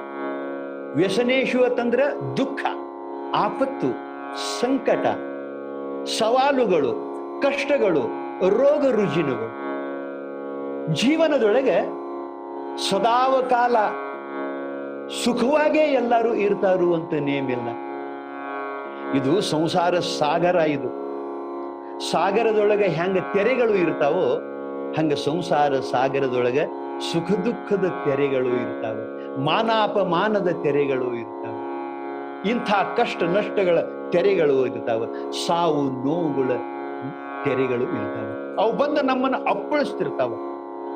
ಅಂಥ ಸಂದರ್ಭದಲ್ಲಿ ವ್ಯಸನೇಶು ಧನಂ ಮತಿಹಿ ಅಂತಂದ್ರೆ, ಸಮಸ್ಯೆಗಳು ಎದುರಾದಾಗ ಧೈರ್ಯ ಸಹಿತವಾಗಿರುವಂಥ, ವಿವೇಕ ಸಹಿತವಾಗಿರುವಂಥ ಬುದ್ಧಿ ರೂಪ ಧನ, ಇದನ್ನು ನೀವು ನಿಮ್ಮ ಮಕ್ಕಳಿಗೆ ಕೊಡಲೇಬೇಕಿದೆ. ನಿಮ್ಮ ಮಗ ಸಮಸ್ಯೆಗಳನ್ನ ಎದುರಿಸುವಂತ ವೀರನಾಗಿ ಶೂರನಾಗಿ ಬೆಳಿಬೇಕಾಗಿತ್ತು ಅಂತಂದ್ರೆ ಧೈರ್ಯ ರೂಪ ಧನ, ವಿವೇಕ ಸಹಿತ ಧೈರ್ಯ ರೂಪ ಧನ ನೀವು ಕೊಡಲೇಬೇಕು. ಅದಕ್ಕೆ ಬಹಳ ಚಂದ ನಮ್ಮ ಹಿರಿಯರು ಹೇಳ್ಕೊಂಡು ಬರ್ತಾರೆ, ಕಲ್ಲಾಗಿ ಇರಬೇಕು ಕಠಿಣ ಭವತ್ವರೆಯೊಳೆ. ಪುರಂದರದಾಸರು ಬರೀತಾರೆ ಈ ಮಾತನ್ನು, ಕಲ್ಲಾಗಿ ಇರಬೇಕು ಕಠಿಣ ಭವತ್ವರೆಯೊಳೆ ಅಂತಂದ್ರೆ, ಕಠಿಣ ಪ್ರಸಂಗಗಳು ಬಂದಾಗ, ಈ ಸಂಸಾರ ಸಾಗರದಲ್ಲಿ ತೆರೆಗಳು ಅಪ್ಪಳಿಸಿದಾಗ ನೀವು ಕಲ್ಲಾಗಿ ಇರಬೇಕು. ಸಮುದ್ರ ದಂಡಿಗೆ ಕಪ್ಪು ಕಲ್ಲುಗಳು ಇರ್ತಾವ ನೋಡಿ, ರಾತ್ರಿ ಹಗಲಿ ಬಂದು ತೆರೆಗಳು ಅಪ್ಪಳಿಸಿದ್ರು ಎದೆ ಕೊಟ್ಟು ನಿಂತಿರ್ತದ ಆ ಕಲ್ಲು. ನೋಡವ್ರಿಗೆ ಹೇಳ್ತದ, ಅದು ಪ್ರವಾಸಿಗರಿಗೆ ಹೇಳ್ತದ, ನೋಡು ಮನುಷ್ಯನೇ ನನ್ನ ನೋಡು, ಜಗತ್ತು ಹುಟ್ಟಿದಾಗಿನಿಂದ ಈ ಸಮುದ್ರದೊಳಗ ರಾತ್ರಿ ಹಗಲಿ ತೆರೆಗಳು ಹೇಳ್ತಾವ, ಬಂದು ಅಪ್ಪಳಿಸ್ತಾವ, ನಾ ಹೆಂಗ ಎದೆ ಕೊಟ್ಟು ನಿಂತನಿ ಅನ್ನೋದನ್ನ ನೋಡು. ಹಂಗ ಸಂಸಾರ ಸಾಗರದಲ್ಲಿ ಹುಟ್ಟಿ ಬಂದವ ನೀನು, ನಿನಗೂ ಸುಖ ದುಃಖದ ತೆರೆಗಳು ಬರ್ತಾವ, ನನ್ನಂಗ ನೀನು ಎದೆ ಕೊಟ್ಟು ಇರಬೇಕು, ಇದ್ದು ಜಯಿಸಬೇಕು ಅಂತ ಹೇಳಿ ವಿವೇಕ ಸಹಿತವಾದ ಧೈರ್ಯ ರೂಪ ಧನ ನಿಮ್ಮ ಮಕ್ಕಳಿಗೆ ನೀವು ಕೊಡಬೇಕು. ಯಾಕೆ ಅಂತ ಕೇಳಿದರೆ, ಯಾಕೆ ಕೊಡಬೇಕು ಅಂತ ಕೇಳಿದರೆ, ಸಣ್ಣ ಸಣ್ಣ ಮಾತಿಗೆ ನಮ್ಮ ಮಕ್ಕಳು ಆತ್ಮಹತ್ಯೆ ಮಾಡಿಕೊಳ್ಳುವಷ್ಟರ ಮಟ್ಟಿಗೆ ನಿರ್ಣಯ ತಗೋತಾರೆ. ಸಮಸ್ಯೆಗಳನ್ನು ಎದುರಿಸಬೇಕು, ಇರಬೇಕು, ಇದ್ದು ಜಯಿಸಬೇಕು. ಏನಾದರೂ ಸ್ವಲ್ಪ ಕಷ್ಟ ಬಂದಾಗ ಆತ್ಮಹತ್ಯೆ ಪರಿಹಾರ ಏನು? ಸ್ವಲ್ಪ ವಿಚಾರ ಮಾಡ್ರಿ, ವಿವೇಕ ಮಾಡ್ರಿ. ಸಮಸ್ಯೆಗಳಿಗೆ ಪರಿಹಾರ ಸಮಾಧಾನವೋ ಏನ ಆತ್ಮಹತ್ಯೆ? ಸಣ್ಣ ಸಣ್ಣ ಮಾತಿಗೆ ಈಗ ನಮ್ಮ ವಿದ್ಯಾರ್ಥಿಗಳು ಸ್ವಲ್ಪ ಯಾರಾದ್ರೂ ಅಂಕ ಕಡಿಮೆ ತಗೊಂಡ್ರೆ ಆತ್ಮಹತ್ಯೆ ಮಾಡ್ಕೊತಾರೆ, ಫೇಲ್ ಆದ್ರೆ ಆತ್ಮಹತ್ಯೆ ಮಾಡ್ಕೊತಾರೆ. ಪ್ರೇಮಿಗಳು ಪರಸ್ಪರ ಪ್ರೇಮಿಗಳು ಇರ್ತಾರೆ, ಅವರು ಆತ್ಮಹತ್ಯೆ ಮಾಡ್ಕೋತಾರೆ. ಅರೆ, ಸಮಸ್ಯೆಗಳನ್ನ ಎದುರಿಸಬೇಕು. ಒಂದು ಊರೊಳಗೆ ಅತ್ಯಂತ ಕಡು ಬಡತನದೊಳಗೆ ಹುಟ್ಟಿ ಬೆಳೆದಂತ ಒಬ್ಬ ವಿದ್ಯಾರ್ಥಿ, ಬಹಳ ಜಾಣ ವಿದ್ಯಾರ್ಥಿ, ಅಂಕಗಳನ್ನು ಪಡ್ಕೊಂಡ. ಆ ಬಳಿಕ MBBS ಸೀಟ್ ಸಿಕ್ತವನಿಗೆ. ಒಬ್ಬನೇ ಒಬ್ಬ ಮಗ, ತಾಯಿ ತಂದೆಗಳು ಕನಸು ಕಟ್ಟಿದ್ರು. MBBS ಮುಗಿದಿತ್ತು, ಇನ್ನೇನು 1 ವರ್ಷ ಅದೇನೋ ಸೇವಾ ಮಾಡ್ಬೇಕಂತ ಮಾಡ್ತಿದ್ದ. ತಾಯಿ ತಂದೆಗಳು ಅಗಾವನ ಒಂದು ದವಾಖಾನೆ ಕಟ್ಟಿ ತಯಾರು ಮಾಡಿದ್ರು, ಸಾಲ ಮಾಡಿ. ನನ್ನ ಮಗ ಬರ್ತಾನೋ, ದವಾಖಾನೆ ತೆಗಿತಾನ ಅಂತ ಹೇಳಿ ಅತ್ಯಂತ ಕಡು ಬಡತನದೊಳಗೆ ಮಗನ ಬೆಳೆಸಿದ್ರು. ಆದ್ರೆ ಮಗ ಏನ್ ಮಾಡಿದ ಗೊತ್ತದ? ಯಾವುದೋ ಒಂದು ಹುಡುಗಿನ ಪ್ರೀತಿ ಮಾಡಿದಂತೆ. ಇವು ಪ್ರೀತಿ ಮಾಡುವಲ್ಲಕ್ಕ, ಆ ಹುಡುಗಿ ಇವಂಗ ಪ್ರೀತಿ ಮಾಡ್ತಾಳ ಅನ್ನೋದಾರ ಇವ್ ಗೊತ್ತು ಮಾಡ್ಕೋಬೇಕು ಬೇಡ್ರಿ. ಇವ್ ಒಬ್ಬ ಪ್ರೀತಿ ಮಾಡ್ತಿದ್ದ, ಆ ಹುಡುಗಿನು ಸುಮ್ಮ ಸಲ್ಲಿಗೆಯಿಂದ ಇವನ್ ಜೋಡಿ ಮಾತಾಡ್ತಿದ್ಲು, ನಗ್ತಿದ್ಲು. ಅಷ್ಟಕ್ಕ ಇವ ನನ್ನ ಪ್ರೀತಿಸ್ತಾನಂತ ಇವ ಸ್ವಂತ ತಿಳ್ಕೊಂಡು ಬಿಟ್ಟಿದ್ದ. ಆ ಬಳಿಕ ಅವ್ರ ತಾಯಿ ತಂದೆಗಳು, ಆ ಹೆಣ್ಣು ಮಗಳ ತಾಯಿ ತಂದೆಗಳು ಚಲೋ ವರ ಬಂದಾಗ ನೋಡಿ ಲಗ್ನ ಮಾಡಿಕೊಟ್ರು. ಲಗ್ನ ಮಾಡಿಕೊಟ್ಟು ಕೂಡಲೇ ನನ್ನ ಪ್ರೀತಿಸಿದ ಹೆಣ್ಣು ನನ್ನ ಕೈ ಕೊಟ್ಲು ಅಂತ ಹೇಳಿ ರೈಲ್ವೆ ಹಳಿ ಮ್ಯಾಲ ಮಲಿಗೆ ಆತ್ಮಹತ್ಯೆ ಮಾಡ್ಕೊಂಡ ಒಬ್ಬ MBBS ಮುಗಿಸಿದಂತ ಒಬ್ಬ ಯುವಕ. ಏನ್ರಿ ಇದು ಜೀವನ? ಏನ್ರಿ? ಬಾಳ ಸಂಗಾತಿಯನ್ನ ಆಯ್ಕೆ ಮಾಡ್ಕೋಬಹುದು, ಖರೆ ಅವ್ರದ್ದು ಒಪ್ಪಿಗೆ ಬೇಕಲ್ಲ. ಬರೀ ಇವೊಬ್ಬ ಪ್ರೀತಿ ಮಾಡ್ರೆ ಮುಗಿತು. ಇಂಥ ಸಣ್ಣ ಪುಟ್ಟ ಕಾರಣಗಳಿಗೆ ಆತ್ಮಹತ್ಯೆ ಮಾಡ್ಕೋತಾರತ್ತಂದ್ರೆ ಎಂಥ ದುರ್ಬಲ ಮನಸ್ಸಿನವರು ಇವರು, ಎಂಥ ದುರ್ಬಲ ಮನಸ್ಸು. ಅಂದ ಬಳಿಕ ಸಮಸ್ಯೆಗಳನ್ನ ಎದುರಿಸುವಂತ ವಿವೇಕ ಮತ್ತು ಧೈರ್ಯ ರೂಪ ಧನ ನೀವು ಇದನ್ನು ಕೊಡಬೇಕು. ಈ ಧನ ಇರ್ಲಿಲ್ಲ ಅಂತಂದ್ರೆ ಅವ ಬೇಕಾದಷ್ಟು ಶ್ರೀಮಂತ ಇದ್ರು, ಬೇಕಾದಷ್ಟು ಸಾಲಿ ಕಲಿತರು, ಆತ್ಮಹತ್ಯೆನ ಮಾಡ್ಕೊಳ್ಳ. ಅದಕ್ಕೆ ಸಮಸ್ಯೆಗಳನ್ನು ಎದುರಿಸುವಂತ ಧೈರ್ಯ ರೂಪ ಧನ. ಅದಕ್ಕೆ ವ್ಯಸನೇಶು ಧನಂ ಮತಿಹಿ. ವಿವೇಕ ಮತ್ತು ಧೈರ್ಯ, ಸಮಾಧಾನ, ಇವು ಸಮಸ್ಯೆಗಳನ್ನ ಎದುರಿಸಲಿಕ್ಕೆ ಇರುವ ಸಾಧನಗಳು. ಇವುಗಳನ್ನ ನೀವು ಮಕ್ಕಳ ಮನದಲ್ಲಿ ತುಂಬಲೇಬೇಕು. ಹೆಂಗ ಬೆಳಿಬೇಕು ಅಂತ ಕೇಳಿದ್ರೆ, ನಿಮ್ಮ ಮಗು ನಾಳೆ ಬರುವಂತ ಕಷ್ಟ ನನಗೆ ಇಂದ ಬರುವಂತ ಕಷ್ಟ ಈಗ ಬರ್ಲಿ ಅಂತ ಹೇಳಿ ಸಮಸ್ಯೆಗಳಿಗೆ ಆಹ್ವಾನ ಕೊಡುವಂತ ಧೈರ್ಯವಂತನಾಗಿ, ವೀರನಾಗಿ, ಶೂರನಾಗಿ ಬೆಳಿಬೇಕು. ಅದಕ್ಕೆ ಬಸವಣ್ಣವರು ಬರೀತಾರೆ, ಒಂದು ವಚನ ಬರೀತಾರೆ, ಬಹುಶಃ ಇದು ಯುವಕರಿಗಾಗಿಯೇ ಬರೀತಾರೆ. ನಾಳೆ ಬಪ್ಪುದು ನಮಗಿಂದೇ ಬರಲಿ. ನಾಳೆ ಬರಬೇಕಾದ ಕಷ್ಟ ನಮಗೆ ಇವತ್ತೇ ಬರಲಿ. ನಾಳೆ ಬಪ್ಪುದು ನಮಗಿಂದೇ ಬರಲಿ, ಇಂದು ಬಪ್ಪುದು ನಮಗೀಗಲೇ ಬರಲಿ. ಇದಕಾರಂಚುವರು ಇದಕಾರಳಕುವರು, ಜಾತಸ್ಯ ಮರಣಂ ಧ್ರುವಂ ಎಂಬುದಾಗಿ ನಮ್ಮ ಕೂಡಲ ಸಂಗಮ ದೇವರು ಬರೆದ ಬರಹವ ತಪ್ಪಿಸುವಡೆ ಹರಿಹರ ಬ್ರಹ್ಮಾದಿಗಳಿಗೆ ಅಳವಲ್ಲ. ಒಂದು ವೇಳೆ ನಾಳೆ ನನಗೆ ಮರಣ ಅತಿ ಅಂತಂದ್ರೆ, ಅದು ನಿಶ್ಚಿತ ಆಗಿತ್ತು ಅಂತಂದ್ರೆ ಅದನ್ನು ತಪ್ಪಿಸಿಕೊಳ್ಳಕ್ಕೂ ಸಾಧ್ಯ ಇಲ್ಲ ಅಂತ ಅನ್ನುವಾಗ ಇದಕಾರಂಜುವರು ಇದಕಾರಳುಕುವರು ಜಾತಸ್ಯ ಮರಣಂ ಧ್ರುವಂ ಎಂಬುದಾಗಿ ಅಂತ ಹೇಳಿ ಮರಣವನ್ನ ಎದುರಿಸುವಂಥ ಧೈರ್ಯ ಅನ್ನೋದು ನೀವು ನಿಮ್ಮ ಮಗನಲ್ಲಿ ತುಂಬಬೇಕು. ಧೈರ್ಯಂ ಸರ್ವತ್ರ ಸಾಧನ. ಸಮಸ್ಯೆಗಳಿಗೆ ಪರಿಹಾರಕ್ಕೆ ಸಾಧನ ಏನು ಅಂತ ಕೇಳಿದ್ರೆ ಧೈರ್ಯ, ವಿವೇಕ, ತಾಳ್ಮೆ. ಇಂಥ ಧನವನ್ನ ನೀವು ನಿಮ್ಮ ಮಕ್ಕಳಿಗೆ ಕೊಡಲೇಬೇಕು. ನಿಮ್ಮ ಮಗ ಸುಖಿಯಾಗಿ ಬದುಕಬೇಕು ಅಂತಿದ್ರಿ ಅಂತಂದ್ರೆ, ಶೂರ ವೀರ ಧೀರನಾಗಿ ಬದುಕಬೇಕು ಅಂತಿದ್ದೀರಿ ಅಂತ ನೀವು ಈ ಧನ ಕೊಡಲೇಬೇಕು ಅನ್ನುವಂಥ ಮಾತನ್ನ ಹೇಳ್ಕೊಂಡು ಬರ್ತಾರೆ. ಧೈರ್ಯ ರೂಪ ಧನ. ಅದಕ್ಕೆ ಪರಮಾತ್ಮನಲ್ಲಿ ಅಪಾರವಾದ ವಿಶ್ವಾಸವೂ ಕೂಡ ಸಮಸ್ಯೆಗಳಿಗೆ ಪರಿಹಾರ ಇರ್ತದೆ. ಈಗ ಬಸವಣ್ಣವರು ಎಟ್ಟು ಹೇಳ್ಬೇಕ್ರಿ. ಬಸವಣ್ಣವ್ರು ಹೇಳ್ತಾರೆ, ಹೇ ಪರಮಾತ್ಮ, ಬೇಕಾದಂತ ಕಷ್ಟ ಬರಲಿ, ನಿನ್ನ ಒಲುಮೆ ಇತ್ತು ಅಂತಂದ್ರೆ ಅದೆಲ್ಲ ಪರಿಹಾರ ಆಗ್ತತಿ ಅನ್ನೋ ಭರವಸೆ ಆ ಭಗವಂತನಲ್ಲಿ ಇರಬೇಕಲ್ಲ. ಅದಕ್ಕೆ ನೀನೊಲಿದರೆ ಕೊರಡು ಕೊನರುವುದಯ್ಯ, ನೀನೊಲಿದರೆ ಬರಡು ಹಯನಹುದಯ್ಯ, ನೀನೊಲಿದರೆ ವಿಷವು ಅಮೃತಬಹುದಯ್ಯ, ನೀನೊಲಿದರೆ ಸಕಲ ಪಡಿ ಪದಾರ್ಥಗಳು ಇದಿರಲ್ಲಿರ್ಪವು ಕೂಡಲ ಸಂಗಮ ದೇವ. ಎಂಥ ಮಾತಿದೆ. ಹೇ ಪರಮಾತ್ಮ, ಸಮಸ್ಯೆಗಳಿಗೆ ಪರಿಹಾರ ಕೊಡುವವನು ನೀನು, ನನ್ನ ಪಾಲನೆ ಪೋಷಣೆ ಮಾಡುವವನು ನೀನು, ನನ್ನ ರಕ್ಷಿಸುವವನು ನೀನು, ತಪ್ಪು ಮಾಡಿದಾಗ ಶಿಕ್ಷಿಸುವವನು ನೀನು. ಈ ಭಾವನೆ ಭಗವಂತನಲ್ಲಿ ನಮಗೆ ಬೇಕಲ್ರಿ. ಆ ಬಳಿಕ ನಿಮಗೆ ಇನ್ನೊಂದು ಶ್ರೀಮದ್ ಭಗವದ್ಗೀತೆ ಒಳಗೆ ಶ್ರೀಕೃಷ್ಣ ಪರಮಾತ್ಮ ಹೇಳ್ಕೊಂಡು ಬಂದಿದ್ದಾನೆ. ಎಂಥ ಅಮೂಲ್ಯವಾದ ಮಾತ. ಅನನ್ಯಾಶ್ಚಿಂತಯಂತೋ ಮಾಂ ಯೇ ಜನಾಃ ಪರ್ಯುಪಾಸತೆ ತೇಷಾಂ ನಿತ್ಯಾಭಿಯುಕ್ತಾನಾಂ ಯೋಗಕ್ಷೇಮಂ ವಹಾಮ್ಯಹಂ.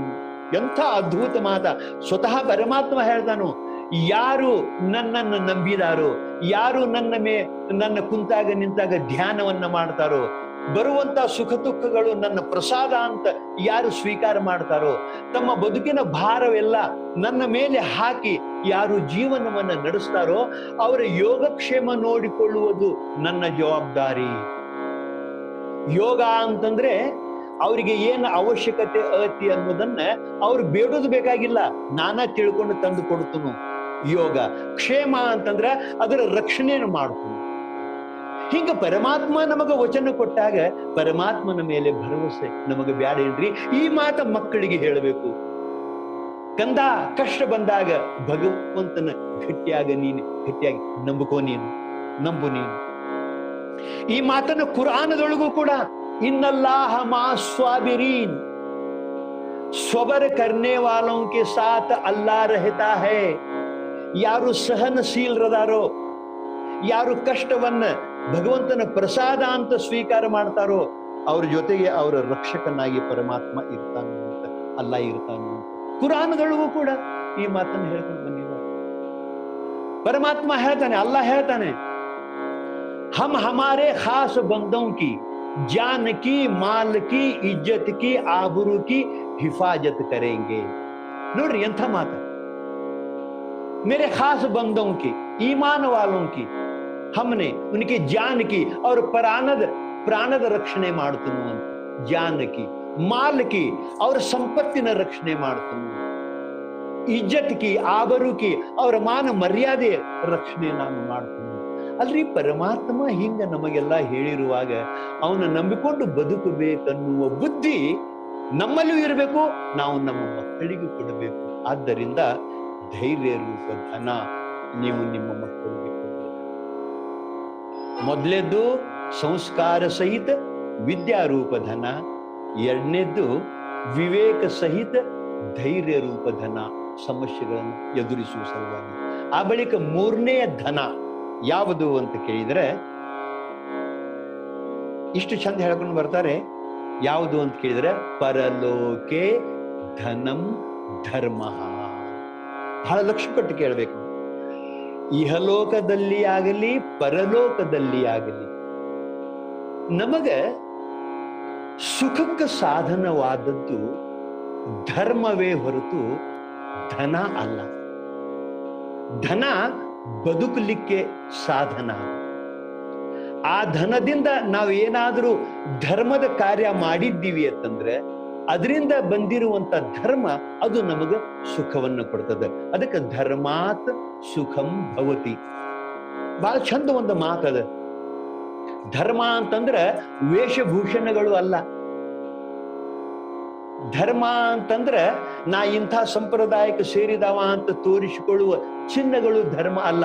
ಧರ್ಮ ಅಂತಂದ್ರೆ ಸತ್ಕರ್ಮಗಳ ಅನುಷ್ಠಾನದಿಂದ ಅದು ಹುಟ್ಟುತ್ತದೆ. ಧರ್ಮ ಅಂತಂದ್ರೆ ಪುಣ್ಯ, ನೇಕಿ, ಇವು ಸತ್ಕರ್ಮಗಳಿಂದ ಹುಟ್ಟುತ್ತದೆ. ನಾವು ಸತ್ಕರ್ಮಗಳನ್ನ ಮಾಡಬೇಕು.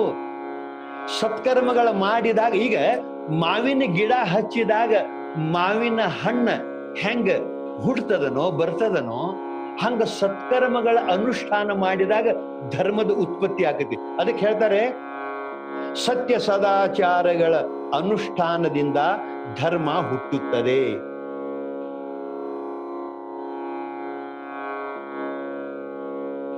ಹುಟ್ಟುತ್ತದೆ. ಆ ಬಳಿಕ ದಾನ ದಯೆಯಿಂದ ಧರ್ಮ ಬೆಳೆಯುತ್ತದೆ. ಕ್ಷಮಾ ಗುಣ ಇದ್ದಲ್ಲಿ ಶಾಶ್ವತ ನಿಲ್ಲುತ್ತದೆ. ಧರ್ಮ ಅಂತಂದ್ರೆ ಏನ್ ಬುದ್ಧಿ? ಧರ್ಮ ಅಂದ್ರೆ ವೇಷಭೂಷಣಗಳಲ್ಲ. ಸತ್ಯ ಸದಾಚಾರಗಳ ಅನುಷ್ಠಾನ ನಾ ಮಾಡಿದ್ನಿ ಅಂತಂದ್ರೆ ಆವಾಗ ಅದು ಧರ್ಮ ಹುಟ್ಟುತ್ತದೆ. ಆ ಬಳಿಕ ದಾನ ದಯೆಗಳಿಂದ ಅದು ಇನ್ನಷ್ಟು ಬೆಳವಣಿಗೆ ಹೊಂದದ. ಎಲ್ಲಿ ಕ್ಷಮಾ ಗುಣ ಇರ್ತದ ಅಲ್ಲಿ ಶಾಶ್ವತವಾಗಿ ನಿಲ್ಲುತ್ತದೆ. ಇಂಥ ಧರ್ಮ ನಮಗ ಸುಖವನ್ನು ಕೊಡ್ತದೆ. ಅದಕ್ಕೆ ಧರ್ಮಾತ್ ಸುಖಂ ಭವತಿ ಅಂತ ಹೇಳ್ಕೊಂಡಿರ್ತಾರೆ. ಸತ್ಕರ್ಮದಿಂದ ನಿಮಗೆ ಸಮಯ ಮುಗಿತಾ ಬಂತು ಅಂತ ಅನಿಸ್ತದೆ. ಆದರೂ ಒಂದು ಕೊನೆ ಮಾತ ಬಹಳ ಮಹತ್ವದ್ದು, ಲಕ್ಷ್ಯ ಕೊಟ್ಟು ಕೇಳಬೇಕು ನೀವು.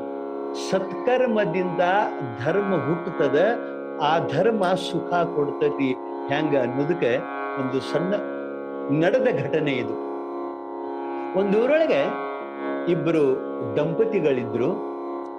ಲಗ್ನ ಆಗಿ 25 ವರ್ಷ ಆದರೂ ಅವರಿಗೆ ಮಕ್ಕಳಾಗಿರ್ಲಿಲ್ಲ. ಅವರು ವೈದ್ಯಕೀಯ ಚಿಕಿತ್ಸೆ ಬಹಳ ಮಾಡಿಸಿದ್ರು. ಎಲ್ಲಾ ವೈದ್ಯರು ಅಮ್ಮ ನಿನಗೆ ಮಕ್ಕಳಾಗಂಗಿಲ್ಲ, ನಿಮಗೆ ಮಕ್ಕಳಾಗಂಗಿಲ್ಲ ಅಂತ ಹೇಳೇ ಬಿಟ್ಟಿದ್ರು. 20 ವರ್ಷಗಳ ಪರ್ಯಂತರ ಪ್ರಯತ್ನ ಮಾಡಿದವರು ನಂತರ ನಿರಾಶೆಯಿಂದ ಸುಮ್ಮನೆ ಬದುಕ್ತಾ ಇದ್ರು. 25 ವರ್ಷಗಳು ಮುಗಿದು ಲಗ್ನ ಆಗಿ ಮಕ್ಕಳಾಗಿರ್ಲಿಲ್ಲ. ಒಮ್ಮೇನಾಯ್ತು, ಆ ಊರೊಳಗೆ ಯಾರೋ ಒಬ್ರು ಹೆಂಗೋ ಏನೋ ಇಲ್ಲ ಗೊತ್ತಿಲ್ಲ, ಮಗುವಿಗೆ ಜನ್ಮ ಕೊಟ್ಟು ಇನ್ನ ಮಾನ ಮರ್ಯಾದೆ ಹೋಗ್ತತಿ ಅಂತ ಹೇಳಿ ಊರ ಹೊರಗೆ ಈ ಒಂದು ಬೇಲಿ ಒಳಗೆ ಆ ಕೂಸಿನ ಇಟ್ಟು, ನವಜಾತ ಶಿಶು ಅದು ಮಗುವಿನ ಮಲಗಿಸಿ ಹೋಗಿಬಿಟ್ಟಿದ್ರು. ಏನೋ ಹಾಗೆ ಕೂಸಿಗೆ ಜನ್ಮ ಕೊಟ್ಟಿದ್ರು. ಅದು ಸಮಾಜದೊಳಗೆ ನಮಗ ಮಾನ ಮರ್ಯಾದೆ ಹೋಗ್ತತಿ ಅಂತ ಅದು ಬೇಲಿ ಮುಂದೆ ತಂದು ಮರ್ಯಾದೆಗೆ ಅಂಜಿ ಇಟ್ಟು ಹೋಗಿದ್ರು. ಬೆಳಗಾಗೋದ್ರೊಳಗೆ ಜನರಿಗೆ ಗೊತ್ತಾಯ್ತು, ಇಲ್ಲೊಂದು ಮಗು ಐತಿ, ಗಂಡು ಮಗು ಐತಿ, ಯಾರಿಟ್ಟಾರೋ ಏನೋ, ಯಾರ್ದೇನೋ ಅಂತ ಹೇಳ್ತಾರೆ. ಅವಾಗ ಈ ಮಕ್ಕಳಾಗದೆ ಇರುವಂಥ ಏನ್ ಹೆಣ್ಮಗಳಿದ್ಲಲ್ಲ, ಆಕಿಗೆ ಈ ಮಾತು ಗೊತ್ತಾಗಿ ಅಲ್ಲಿಗೆ ಬರ್ತಾಳೆ. ಬಂದು ಎಲ್ಲರಿಗೂ ಕೈ ಮುಗಿದು ಕೇಳ್ಕೊತಾಳೆ, ನಿಮ್ಮೆಲ್ಲರ ಒಪ್ಪಿಗೆ ಇತ್ತು ಅಂತಂದ್ರೆ ನಾ ಈ ಮಗುನ ಒಯ್ತನು ಅಂತೇಳಿ. ಎಲ್ಲರಿಗೂ ಅದೇ ಬೇಕಾಗಿತ್ತು. ಅಮ್ಮ ಒಯ್, ಇದು ಯಾರ್ದೋ ಏನೋ ಈ ಮಗು, ನವಜಾತ ಶಿಶು, ಇನ್ನೊಂದು ಸ್ವಲ್ಪ ಸಮಯ ಹೋಯಿತು ಅಂತಂದ್ರೆ ಹೋಗ್ತದ, ಅಮ್ಮ ಒಯ್ ಅಂತಂದ್ರು. ಎಲ್ಲರ ಸಮ್ಮುಖದೊಳಗೆ ಆ ಮಗುನ ತಗೊಂಡು ಬಂದು ಇಷ್ಟ ಪ್ರೀತಿಲೇ ಆ ಮಗುವಿನನ್ನ ಜೋಪಾನ ಮಾಡಕ್ ಹತ್ತಿಲ್ಲಲ್ಲ. ಆ ಮಗುವಿಗೆ ಹಾಲು ಬೇಕಂತ ಹೇಳಿ ಅವ್ರು ಬಡವರಿದ್ರು. ಬ್ಯಾಂಕಿನೊಳಗೆ 10,000 ರೂಪಾಯಿ ಸಾಲ ಮಾಡಿ ಮಗುವಿನ ಹಾಲಿನ ಸಲುವಾಗಿ ಒಂದು ಎಮ್ಮೆ ಕೊಂಡು ತಂದ್ರು. ನೋಡ್ರಿ ಆ ಹೆಣ್ಮಗಳು ಹೆಂಗದ. 10,000 ರೂಪಾಯಿ ಸಾಲ ಮಾಡಿ ಒಂದು ಎಮ್ಮೆ ಕೊಂಡು ತಂದ್ರು. ಆ ಎಮ್ಮಿ ಹಾಲ ಆ ಮಗುವಿಗೆ ದಿನಾಲು ಹಾಕ್ತಾ ಇದ್ರು. ಮಗುವಿನ ಜೋಪಾನ ಮಾಡ್ತಿದ್ರು, ತೊಡಿ ಮ್ಯಾಲ ಮಲಗಿಸ್ಕೊತಿದ್ರು, ಹತ್ಕೋತಿದ್ರು. ಅಂತೂ ಒಂದು ಗಂಡು ಮಗು ಪರಮಾತ್ಮ ನಮಗೆ ಕೊಟ್ಟ ಅಂತ ಹೇಳ್ತಾರೆ. ಹೇಳ್ತೀನಿ, ಒಂದು 6 ತಿಂಗಳ ತನಕ ಆ ತಾಯಿಯ ಪ್ರೀತಿ ಒಳಗ ಆ ಮಗು ಬೆಳೀತಾ ಇತ್ತು, ನಗ್ತಾ ಇತ್ತು. ದಿನೇ ಅದು ಬಹಳ ಚಂದ ಬೆಳವಣಿಗೆ ಹೊಂದ್ತಾ ಇತ್ತು. ಬಹಳ ಸಂತೋಷ, ಅವರ ಆನಂದಕ್ಕೆ ಕೊರತೆನೆ ಇರಲಿಲ್ಲ. ಬಳಿಕ ಈ ಮಗುವಿಗೆ ಜನ್ಮ ಕೊಟ್ಟ ನಿಜವಾದ ತಾಯಿ ಏನಿದ್ಲಲ್ಲ, ಅದೇ ಊರಾಗನೇ ಇದ್ಲು. ಆದ್ರೆ ಆಕಿಗೆ ಮಗುವಿನ ಬಿಟ್ಟು ಬದುಕಲಾಕ ಆಗವಲ್ತು, ತಡ್ಕೊಳಕ್ ಆಗವಲ್ತು. ಎದೆಯೊಳಗಿನ ಹಾಲುಗಳು ಹಂಗ ಹಿಂಡಿ ಚೆಲ್ತಿದ್ರು. ಬಹಳ ತ್ರಾಸ ಆಗ್ತಿತ್ತು, ಮಗುವಿನ ನೆನಪಾಗ್ತಿತ್ತು.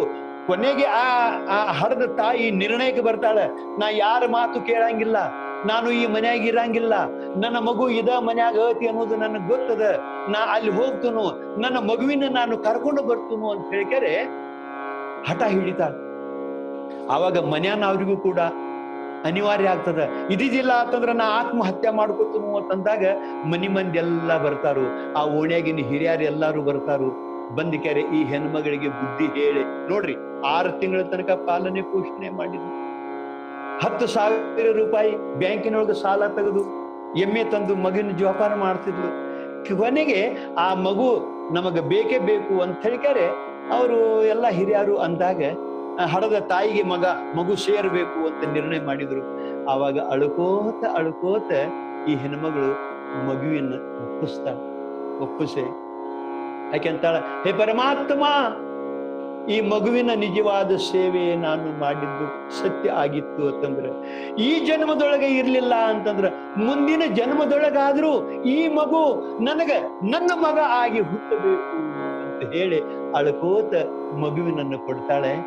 ಚಮತ್ಕಾರ ನೋಡ್ರಿ, ಸೃಷ್ಟಿಯ ವಿಚಿತ್ರ ಚಮತ್ಕಾರ ನೋಡ್ರಿ. ಏನಾಯಿತು ಅಂತ ಕೇಳಿದ್ರೆ, ಆ ಮಗು ತೊಡಿ ಮ್ಯಾಲ ಆಡೆ ನಕ್ಕು ನಂತರ ತಾಯಿ ಹಂತಕ್ಕೆ ಹೋತಲ್ಲ. ನಂತರದಲ್ಲಿ ಏನಾತೋ ಏನೋ ಆ ಹೆಣ್ಮಗಳು ಗರ್ಭವತಿ ಆದ್ಲು.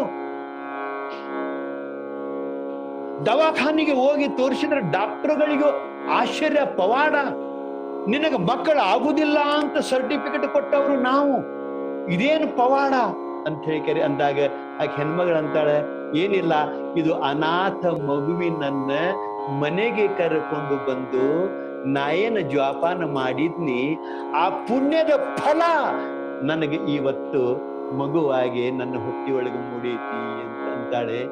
ಬಂಧುಗಳೇ, ಇದಕ್ಕಿಂತಲೂ ಹೆಚ್ಚಿಗೆ ದೊಡ್ಡ ಪ್ರಮಾಣ ಬೇಕೇನು?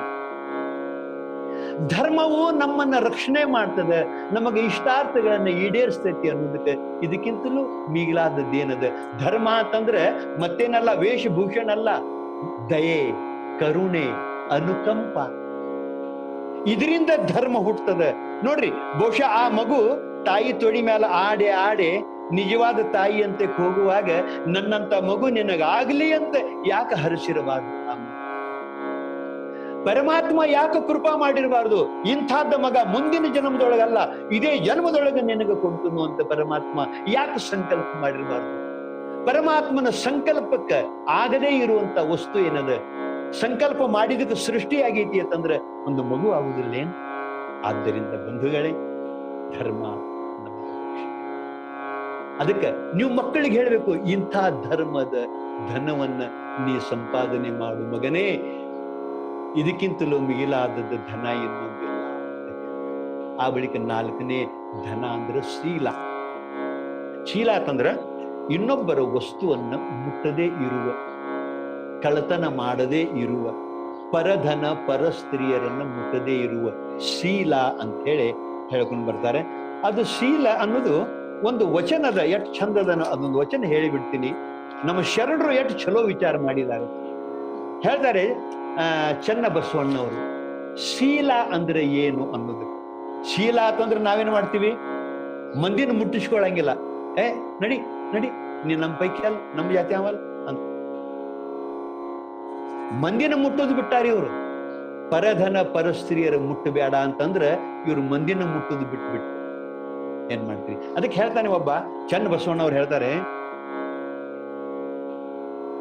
ಶೀಲ ಶೀಲವೆಂದು ನುಡಿಯುತ್ತಿರ್ಪಿರಿ, ಶೀಲವಾವುದೆಂದು ಅರಿಯದಿರ್ದೊಡೆ ಕೇಳಿರಣ್ಣ. ಶೀಲ ಶೀಲ ಬಾಯ್ಲಿ ಅಂತೀರಿ, ಶೀಲ ಅನ್ನೋದು ಗೊತ್ತಿದ್ದಿದ್ದಿಲ್ಲ ಅಂತಂದ್ರೆ ನಾ ಹೇಳ್ತಾನೆ ಕೇಳ್ರಿ ಅಂತಾರ ಅವ್ರು. ಏನು ಅಂತ ಕೇಳಿದ್ರೆ, ಇದ್ದುದ ವಂಚನೆ ಮಾಡದಿಪ್ಪುದೇ ಶೀಲ. ಶೀಲ ಅಂತಂದ್ರೆ ಇದ್ದ ವಸ್ತು ಏನಿರ್ತೈತಲ್ಲ ಅದರಲ್ಲಿ ಮೋಸ ವಂಚನೆ ಮಾಡದೇ ಇರುವುದು, ಮಂದಿಗೂ ಮೋಸ ವಂಚನೆ ಮಾಡದೇ ಇರುವುದು. ಮಂದಿ ವಸ್ತು ನಮ್ಮ ಮನ್ಯಾಗ ಇತ್ತು ಅಂತಂದ್ರೆ ಅದನ್ನು ವಾಪಸ್ ಅವ್ರಿಗೆ ಕೊಡುದು, ಅಲ್ಲಿ ಮೋಸ ವಂಚನೆ ಮಾಡದೇ ಇರುವುದು. ಅದಕ್ಕೆ ಇದ್ದುದ ವಂಚನೆ ಮಾಡದಿಪ್ಪುದೇ ಶೀಲ. ಇನ್ನೊಂದು, ಇಲ್ಲದುದಕ್ಕೆ ಕಡನ ಮಾಡದಿಪ್ಪುದೇ ಶೀಲ. ನಾವೇನ್ ಮಾಡ್ತೀವಿ, ಇನ್ನೊಬ್ಬರ ವೈಭವದ ಜೀವನವನ್ನ ನೋಡಿ ನಮ್ಮಲ್ಲಿ ಧನ ಇರ್ಲಿಲ್ಲ ಅಂದ್ರೂ ಸಾಲ ಮಾಡಿ ಕಾರ ಬಂಗ್ಲೆ ಕಟ್ತಿರ್ತೀವಿ, ಕಾರ ತರ್ತೀವಿ. ಬ್ಯಾಡಂತಾರ.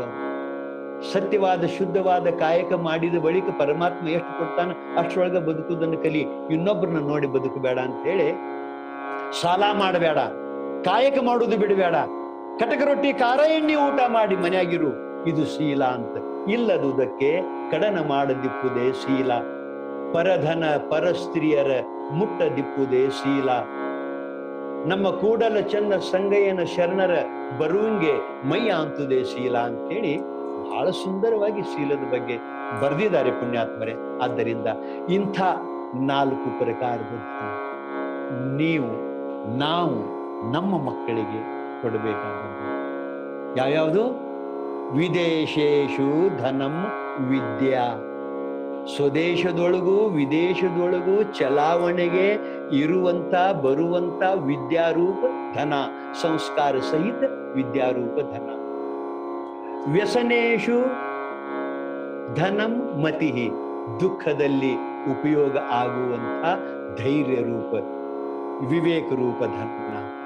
ಆ ಬಳಿಕ ಇಹದಲ್ಲಿ ಪರದಲ್ಲಿ ನಮಗ ಸುಖ ಕೊಡುವಂತ ಧರ್ಮ ರೂಪ ಧನ. ಆ ಬಳಿಕ ಇನ್ನೊಬ್ಬರ ವಸ್ತು ಮುಖದೇ ಇರುವ ಶೀಲ ರೂಪ ಸದ್ಗುಣದ ಧನ. ಈ 4 ಪ್ರಕಾರದ ಧನ ತಾಯಿ ತಂದೆಗಳಾದವರು ಕೊಡಲೇಬೇಕು. ಭೌತಿಕ ಧನ ಇದ್ರೆ ಕೊಡ್ರಿ, ಬೇಕಾದ್ರೆ ಬಿಡ್ರಿ, ಸಂಸ್ಕಾರ ರೂಪ ಧನ ಮೊದಲು ಕೊಡಬೇಕು ಅಂತ ಹೇಳಿದ್ದಾರೆ. ಹಾಗಾಗಿ ಎಲ್ಲ ರೀತಿಯಿಂದಲೂ ಕೂಡ ನಮಗ ಋಷಿ ಮುನಿಗಳು, ಪೀರ ಪೈಗಂಬರರು, ಆ ಬಳಿಕ ಶರಣರು ನಾವು ಹೆಂಗ ಬದುಕಬೇಕು ಅನ್ನೋದನ್ನ ಹೇಳಿಕೊಟ್ಟಿದ್ದಾರೆ. ಹಂಗ ನಾವು ನೀವು ಬದುಕೋಣ ಅಂತ ಸದ್ಬುದ್ಧಿ ಪರಮಾತ್ಮ ಗುರುದೇವ ನನಗೂ ಕೊಡ್ಲಿ, ನಿಮ್ಮೆಲ್ಲರಿಗೂ ಕೊಡ್ಲಿ ಅಂತ ಆ ಭಗವಂತನಲ್ಲಿ ಪ್ರಾರ್ಥನೆ ಮಾಡ್ತಾ ಇದ್ದೇನೆ. ತಾವೆಲ್ಲ ವಿದೇಶದೊಳಗಿದ್ರೂ ಕೂಡ ಸ್ವದೇಶದ ಚಿಂತನೆಯಲ್ಲಿಯೇ ಇರ್ತೀರಿ. ಭಾರತೀಯರ ಬಗ್ಗೆ, ಕರ್ನಾಟಕದ ಕನ್ನಡಿಗರ ಬಗ್ಗೆ ನೀವು ಚಿಂತನೆ ಮಾಡ್ತಾ ಇರ್ತೀರಿ. ಅವ್ರ ಬಗ್ಗೆ ತನು ಮನ ಧನ ಸಮರ್ಪಿಸಿ ಸೇವಾ ಮಾಡ್ತಾ ಇರ್ತೀರಿ.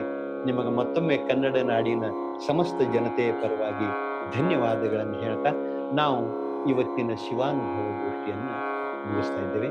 ನಮಸ್ಕಾರ. ಶರಣು ಶರಣಾರ್ಥಿಗಳು. ನಮ್ಮ ಚಾನಲ್ ಸಬ್ಸ್ಕ್ರೈಬ್ ಮಾಡಿ, ಬೆಲ್ ಗುರುತಿನ ಬಟನ್ ಒತ್ತಿರಿ. ಅದರಿಂದ ನಿಮಗೆ ನಮ್ಮ ಮುಂದಿನ ವಿಡಿಯೋಗಳ ಬಗ್ಗೆ ಮಾಹಿತಿ ಸಿಗುತ್ತದೆ. ನಮ್ಮ ಈ ವಿಡಿಯೋ ನಿಮಗೆ ಮೆಚ್ಚುಗೆಯಾಗಿದ್ದರೆ ಲೈಕ್, ಶೇರ್, ಕಾಮೆಂಟ್ಸ್ ಮಾಡಲು ಮರೆಯದಿರಿ.